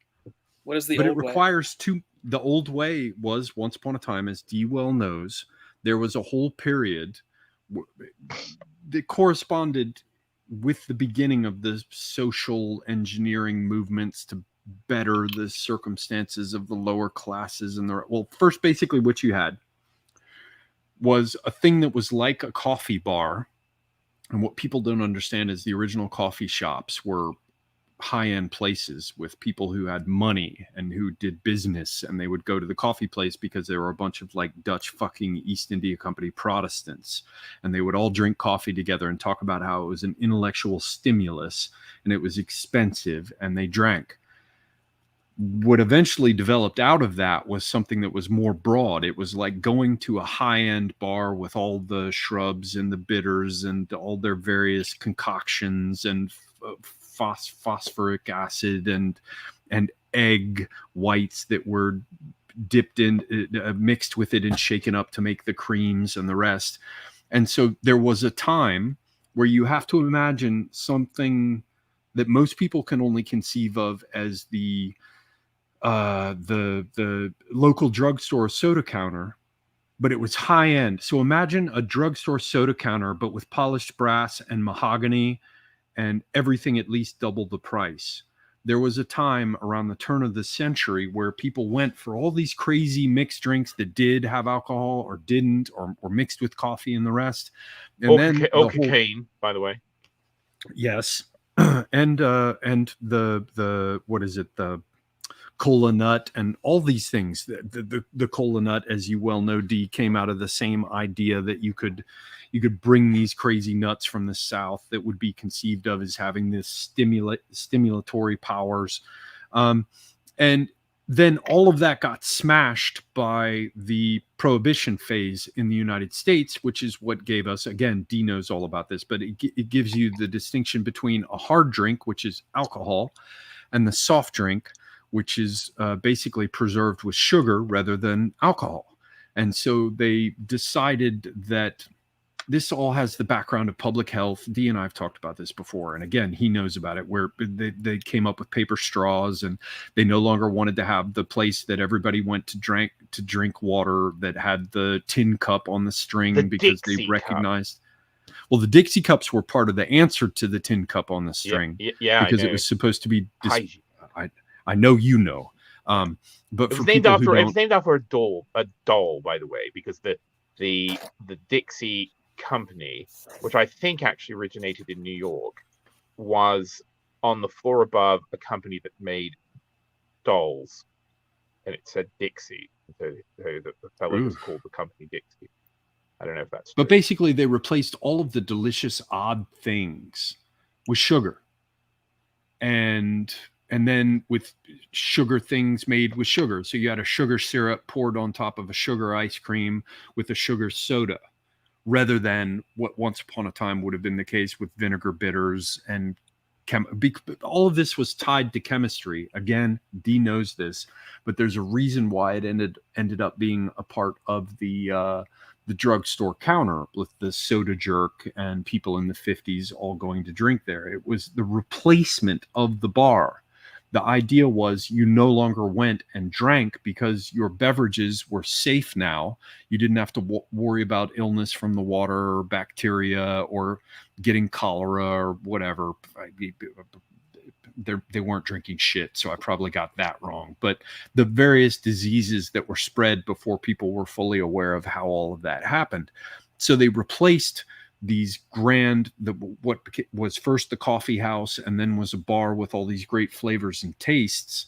It all got replaced by this sterile drugstore counter arrangement that was primarily sugar. But the background for this, again, Dee knows, was the carbonation of water and the idea that the chemist would produce something for you that would bubble as it would, for example, in a famous health-giving spring.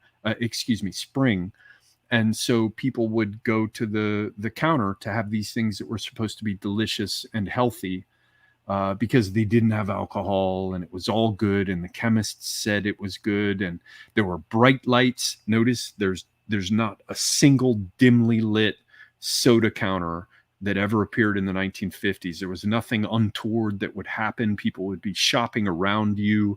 They'd serve you a wholesome beverage, and the kids after school could have an ice cream float, and the boys and the girls could meet with each other. It was a whole social engineering project. And Coca-Cola comes out of it, the idea of the special things that had special powers to do shit to you or for you, health giving. It's all carried over into the discourse that surrounds the labeling for antioxidants or coconut water. It's all the same bullshit, just repackaged and regurgitated, where if I drink this special thing like Alice in Wonderland, where it says, drink me, some magical experience will happen to me, or it will have health-giving benefits because of the rare ingredient. But it does. But it's not all bullshit, though. That's... Well, yeah, if you came back to the old thing, but when it's sugar poured on sugar, included with sugar... It just tastes good, bro. It's a mild stimulant. It tastes good. You have a case of fucking. Have a Coke and a smile. You know, things go better with Coke. You never. Coke is it, bro. You never worked there. The entire interior of the Coca-Cola building over the 10 or 20 year period I was going in and out of it, it's literally decorated in dark tones, black and red, like the Death Star. If I could buy the world a Coke and keep it company. I like it. If I could teach the world to sing in perfect harmony. I'm tone deaf, by the way. It's disgusting. That destroyed South Africa. Buy the world a Coke. Oh, it's so good. That's anyway, what destroyed I totally South Africa. With that song. Miserable man, Oliver, and I just like a nice fizzy drink. I would happily drink Vin Mariani with both cola nut and cocaine, because if it was the real thing, sure. Drink. Well, they don't. Well, you can't get that anymore. Endorsed by the Pope, by the way. I can't remember. What? Was it Vin Mariani? The cocaine wine was endorsed by one of the popes at the time. I can't remember if this is Leo the 10th, Leo the 12th. I don't remember. No, he appeared in adverts for Vin Mariani. I don't know. Y'all seeing the Indians pooping on the moon now? What's going on with this? Well, they didn't get it. Did you see that photograph? It's like a photograph you could take from an Earth orbiting satellite. It doesn't even look like they got anywhere near them. I don't know. Pooping on the moon? They could have poop on the moon. The street shitting on the moon. Yeah. I'm gonna build a street just to shit on it. Just to shit on the moon. You don't want to get moon dust on your anus, by the way. No, that stuff is very dangerous. It's moon dust is anally dangerous. Oh, it's dangerous to anything. It's like anything. Imagine breaking a piece of glass, but then the pieces are microscopic. It's like that. Yeah, it's like asbestos. I was going to say, it's like asbestos. I assumed it had something to do with the atmosphere not blocking the radiation, but no, nope. It's because it's very mechanical abrasion. It's microscopically sharp because there's nothing to turn it into nice soft sand or anything. It's quite nasty. Regolith. Lunar regolith. Yes. Here That's actually you are the assuming. biggest problem in going to the moon is actually I guess it would regolith. fuck up your airtight suits, right? It does. It the spacesuits that NASA used back in the 60s like could only last for a few hours, I think. Like the length of their spacewalks on those missions was like the max durability of that the suits could actually tolerate, because it would literally destroy them. So yeah, quite. And also, do you know how expensive those suits were? I mean, even one of those, even a glove from those suits. I mean, you know, in terms of sort of part of the total budget of the space program, we're talking like $1 million a glove. Those things. And we brought a ton of lunar regolith back. You know, literally, or not, maybe not a ton, but a lot. There's a lot of it brought back. Yeah, that's why the new spacesuit design thing that's been happening for like, I don't know, a decade or something at this point is important. Well, you guys are assuming that anybody ever went to the moon. Oh, stop it! Oh, come on, no. I want to bitch slap everybody who says that. It's just so annoying. It's so anti-heroic. Spiritually brown. Yeah. It's. Oh. Fuck. I mean, the fucking Soviets landed a lander on Venus, for God's sake. You know. When does Artemis 2 launch? I don't know. I don't even know what that is. Well, NASA launched. Okay, so you know about the fucking, what is it? The SLS, the bullshit rocket. November 2024. It says. I think it's delayed. But tell me what it is. Well, the Artemis program is the return to the moon. So they launched Artemis 1. Get it, Artemis, lunar goddess. Get it? Yeah. Sorry, go on. Yeah, but they launched Artemis 1, which I believe it put something in orbit, or it may have just tested the rocket. Artemis 2, I think, is going to put humans in orbit around the moon, but it looks like it may be delayed, possibly to 2026. Yeah, it's questionable if they're ever actually get there. They're going to put a base there. It's a military base. That's all anyone cares about is a military base. I'm telling you, it's the ultimate high ground. It's not currently practicable to do that. Nah, putting a military base at the moon is pointless. It's like at least like at current technological levels, because it's just so far. It takes you'd rather have you'd rather have orbiting satellites. Yeah, just put up satellites. There's literally no advantage to being on the moon. But there's first to market, man. Sure, I'm telling you. But yeah, I mean, obviously there's that angle, but it's like 286,000 miles away. I think something like that.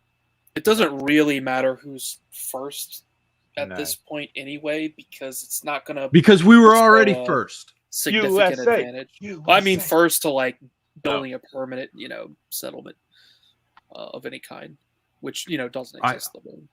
The Russians just crashed into the moon. much like in Kerbal Space Program. That's all I managed to do. Kerbal Space Program. Poor Ruskies. All I remember is that I went to fucking Huntsville for a field trip with school, and I ate fucking freeze-dried ice cream and just puked the entire ride back on the school I love bus. that. Oh, I love that stuff. Very cool. What is this? Pete Quinones thinks that there was no moon landing? Yeah, but he's Mexican. He's a Mexican, of course. So he's not Mexican. He's not whatever. Mexican. Quinones. That's not an Anglo name. Come on. He's half Latino. But this business about there being no moon landing, I'm gonna say that this is a red flag. Oh yeah, I won't talk to anyone. I will immediately block people, and certainly in real life, I won't even talk to people. And because I've met stupid people like that person. And yeah, why bother? Okay, here's one from Corsair King. Have you tried Switchel or Haymaker Punch? Thoughts on traditional vinegar-based beverages? No? D? This is the kind of thing that you typically step in and clarify. Yes, I have had Haymaker Punch, and I don't really like it. very well. I mean, I actually quite like vinegar. I like sour taste, and I like, you know, if I'm doing a vinaigrette myself, I will go a bit heavier on the vinegar, you know, and yeah, but I don't really like it. But yeah, it's basically a sort of there were a lot of vinegar. There were lots of vinegar sort of drinks like this. There's a reason, you know, people use that. Yeah, and I want to explore them. I must jump in, parentheses. There are people saying bad things about Pete. I cannot accommodate his view that the moon landing didn't happen, but I must contest people saying that Pete is a big, dumb libertarian. He is absolutely not. When he was That's a guest insane. On my channel, he was there to absolutely, like, basically throw libertarians into the wood chipper.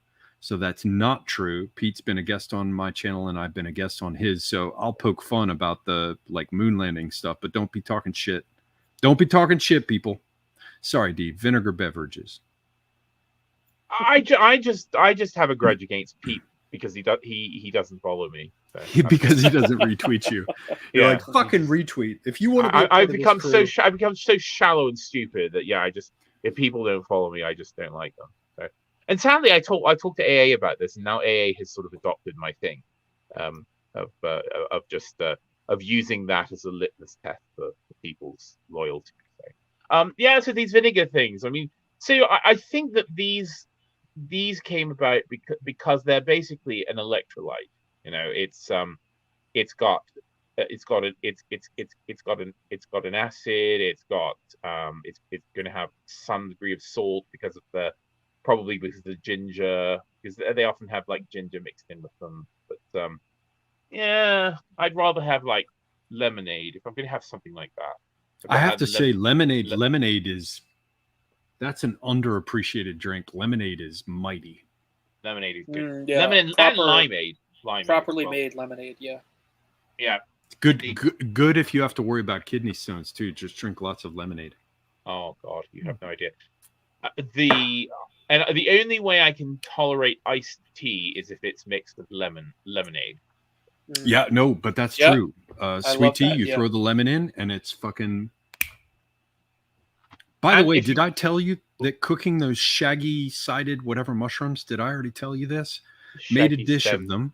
The shaggy bolete, Arioboletus, whatever. Arioboletus conspiratartus. That shit. It has a kind of lemony overtone, and cooked it up, and the lemony overtone was kind of lost, and we just squeezed a fucking lemon on top of it, and it grabbed whatever. As I tried to explain it, it's like wearing a green sweater. If you have green eyes, it like brought it all fucking forward again and made it fucking hammer. It was so fucking good. The power of the lemon to do things is mighty. Yeah, lemon is speak amongst yourselves. All fresh fruit. I mean, all fruit is improved by a tiny, certainly a small bit of lemon juice. Stocks, especially chicken stock, with a bit of lemon in also helps to extract certain things from the bones if you're doing a stock. No, it's wonderful.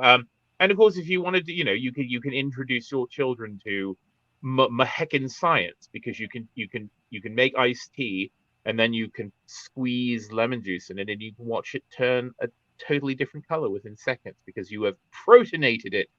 You have added lots of protons and you've changed the wavelength of light, which is affected by which affects the color of the lemon of the iced tea. So. Well, I have to say that I agree.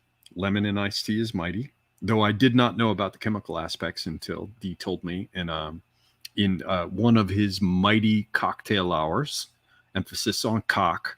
That will be tomorrow night, Friday night. He will do it again, God willing.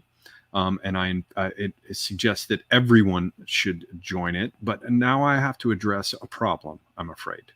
because Cyberpunk Internal Affairs is a great guy.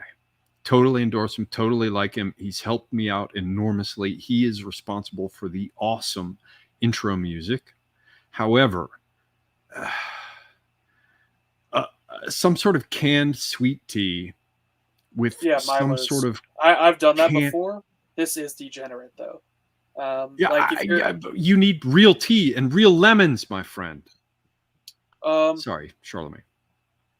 Yeah, I mean, Milo's isn't some like fake tea. I'm pretty sure it is real tea, but it is like in a gallon jug, right? In the like you get your milk in or whatever, and yeah, I mean that mixture. If you want some degen iced tea and lemonade, then yeah, you do exactly what he said. But I mean, squeeze a fucking lemon. How hard is it to get a lemon? Just get a lemon. I won't go off on a chemistry thing, but I just briefly. There's a reason why fresh lemonade is so much better than bottled, because of course the problem is when you squeeze the citrus and you start mixing essential oils with the acid, the citric acid and ascorbic acid in the lemon, then you start getting lots of chemical reactions, which will very quickly cause because part of what gives it its nice lemon flavor is the combination of essential oil from the peel and the sourness of the acid from the fruit.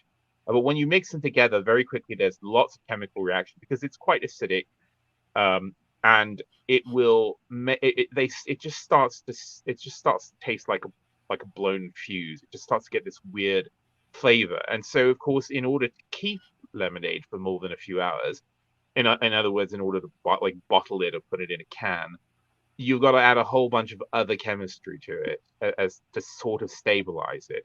But even then, it's never going to taste fresh. It just won't taste fresh after a few hours. So if you really want to taste it, you've got to just get some lemons and squeeze. Yeah, and of course, not just squeeze them. I mean, you have to cook the lemon peels, of course. Yeah, I mean, if you really want to do it right, yes, you take all the zest off and you cook it with your simple syrup. You cook a sugar syrup. Yeah, I mean, you're literally not making lemonade if you don't do that. What? No, you've got to do that. You make a simple syrup. You zest a whole bunch of the lemons. You don't have to put all the zest of them in, but you need quite a bit. And you chop it up. You zest to get the outer part of the peels, but you're not saying saying you don't have to throw the whole peel in. No, you don't. You can't. You don't want the pith. You want to do like just the zest, as he said. You have to be careful. You have to be careful peeling them. Just the yellow part. You don't want the white part. Right. Yeah, and I say peel, but that's not the right word. Yeah, it's fair enough. Yeah, and zest the rind. Yeah. Yes, and then you put the zest in all the the proper peel into the simple syrup, and you cook it for whatever 8-10 minutes. Oh, okay. You got to be careful. I haven't done it in a long time, so I'd have to look it up. Maybe it's not that long. I do it for 10 minutes. What the fuck up is with this tough rum? Wait a minute, 10 minutes, and then I let it steep for a few hours. And okay, then that's what it is. You don't cook it for 40 minutes. You let it steep for a long time. You let it steep for at least a few hours, and then of course you strain it, and then you squeeze your lemons, and then you mix the juice and that lemon flavored syrup that you've made, and you make proper lemonade. It's delicious. This chat is fucking disrespectful and out of control. What? The trucks in the chat are absolutely out of fucking control. Look at this. What are they saying? This is absolutely riveting fucking information. And I mean, this is how you make lemonade. If you're only squeezing the lemons and extracting the juice, you're just squeezing out just a bunch of acid, basically. Yep. Like you're actually. Yeah, this is what I've done. As she's saying here, this is exactly what I've always done. I just take the little lemon. Close. Okay. You've never had it tastes so good, it's unbelievable. You've never had real lemonade until you do what we described here, and you cook the zest, and then you get some really intense flavor out of that. And then it's wonderful. Combine that with the juice, and you're. I mean, for instance, if people buy like lemon flavored like Pellegrino or something like that, it doesn't have lemon. I mean, limonata does, but if you just get like lemon flavored sparkling water, it doesn't have lemon juice in it. It has Right. You told me about essential the chemical oil. issues that you Yeah. just covered with basically. But if you don't put acid in it, it's fine. And yes, you can make again lemon flavored sparkling water by just putting the lemon essential oil, just squeezing the zest into it. But if you want to make proper lemonade, and of course the other thing is that this syrup is wonderful for cocktails. So you know, but anyway, yeah, All right. that's it. Okay. Life gives you lemons. You make lemonade. Lemonade. Yes. I'd let D squeeze my lemon. Oh my god.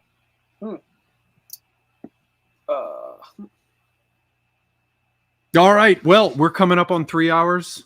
Oh yeah. Yeah, and also, yeah, if I stay here, I'm just going to keep drinking, which is going to get in the way of my drinking tomorrow night. So the important thing that I need to point out here to everyone is that you should follow Charlemagne's channel. You should follow Charlemagne's Substack. No shit. Seriously, go over to Substack and follow him. It's great publications at reasonable intervals. D's, well, actually, if you're cool, come over and join Cocktail Hour Friday night. And yeah, that happens tomorrow, but it's only as a Twitter space. So does anybody have anything to chill? D, do you have any major streams coming up over on AA's channel? Charlemagne, do you have anything to shill? Yeah, I got an article coming out. Actually, I have to go upload the thumbnail. Article coming out for the Old Glory Club tomorrow. In my series for the paid post of cultural review, justice and film series on the Old Glory Club Substack. So check that out. And then sometime in the near future, I'm going to do a Ukraine counteroffensive stream with at least Mandrill and some others. And nice. that's it, yeah. All right. D? Hello. I feel bad. I feel like I just sort of. I feel like I imposed myself on your nice AMA. Oliver, what the fuck are you talking about? It's a pleasure to speak to both of you. I'm very happy you joined. Thank you. Yeah. So that's a thing. What was I going to say? The final part of the Francis Bacon thing that I've been doing on AA's channel with Adams. We're going to do it next week, I believe. So people can tune into that, and I suspect I'll be on UO. I'm sorry. I am going to introduce a new humorous sound effect into UO. I want to test it to see if people if it may not read through my shit phone speaker. Let's try.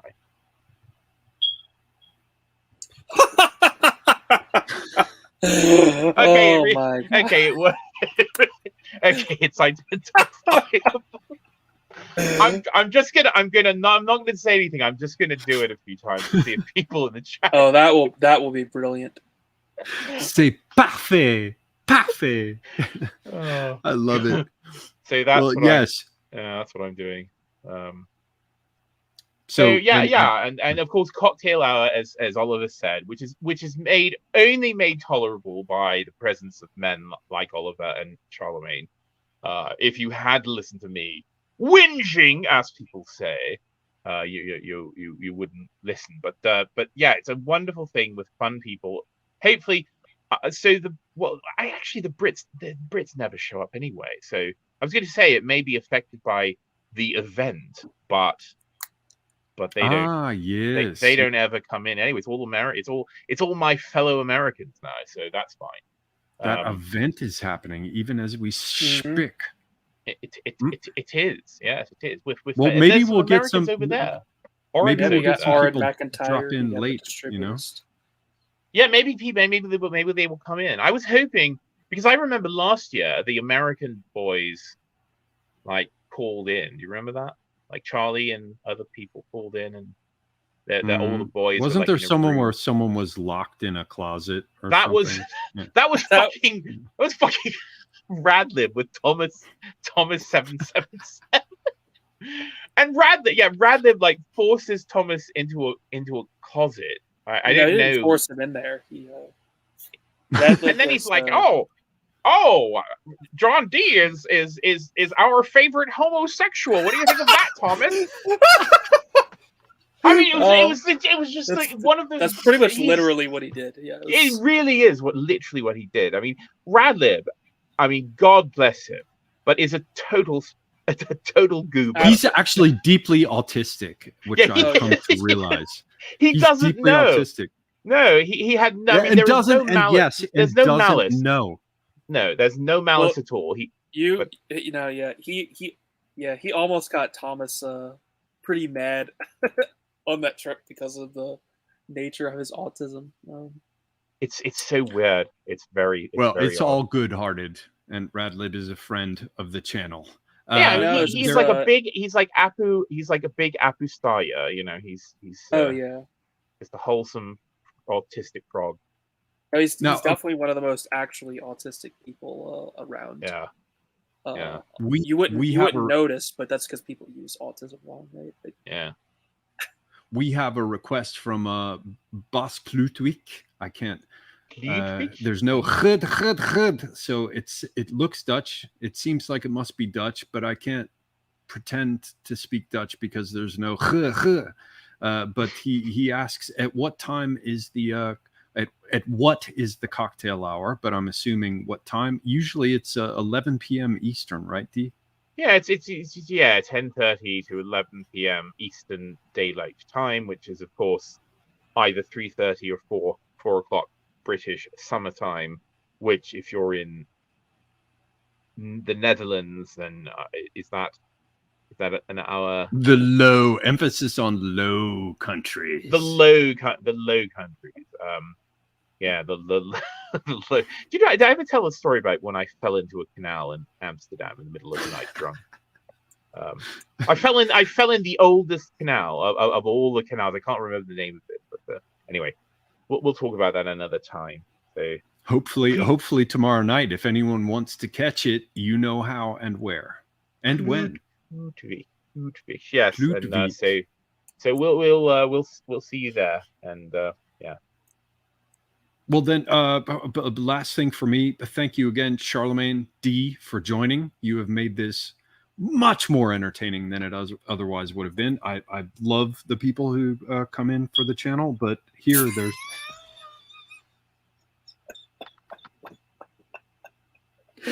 So all I have to shill, all I have to shill, ladies and gentlemen, is that I will be appearing with the mighty Prudentialist.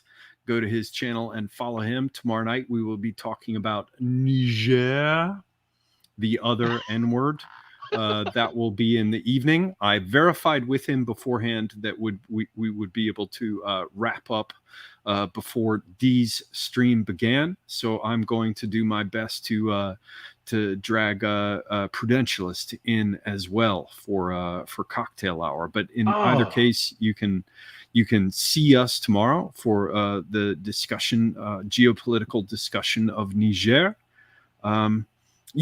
So, ladies and gentlemen, friends, one and all, except for those who talk shit in the chat, I thank you for joining us this evening. Until next time, I am Semiagog, and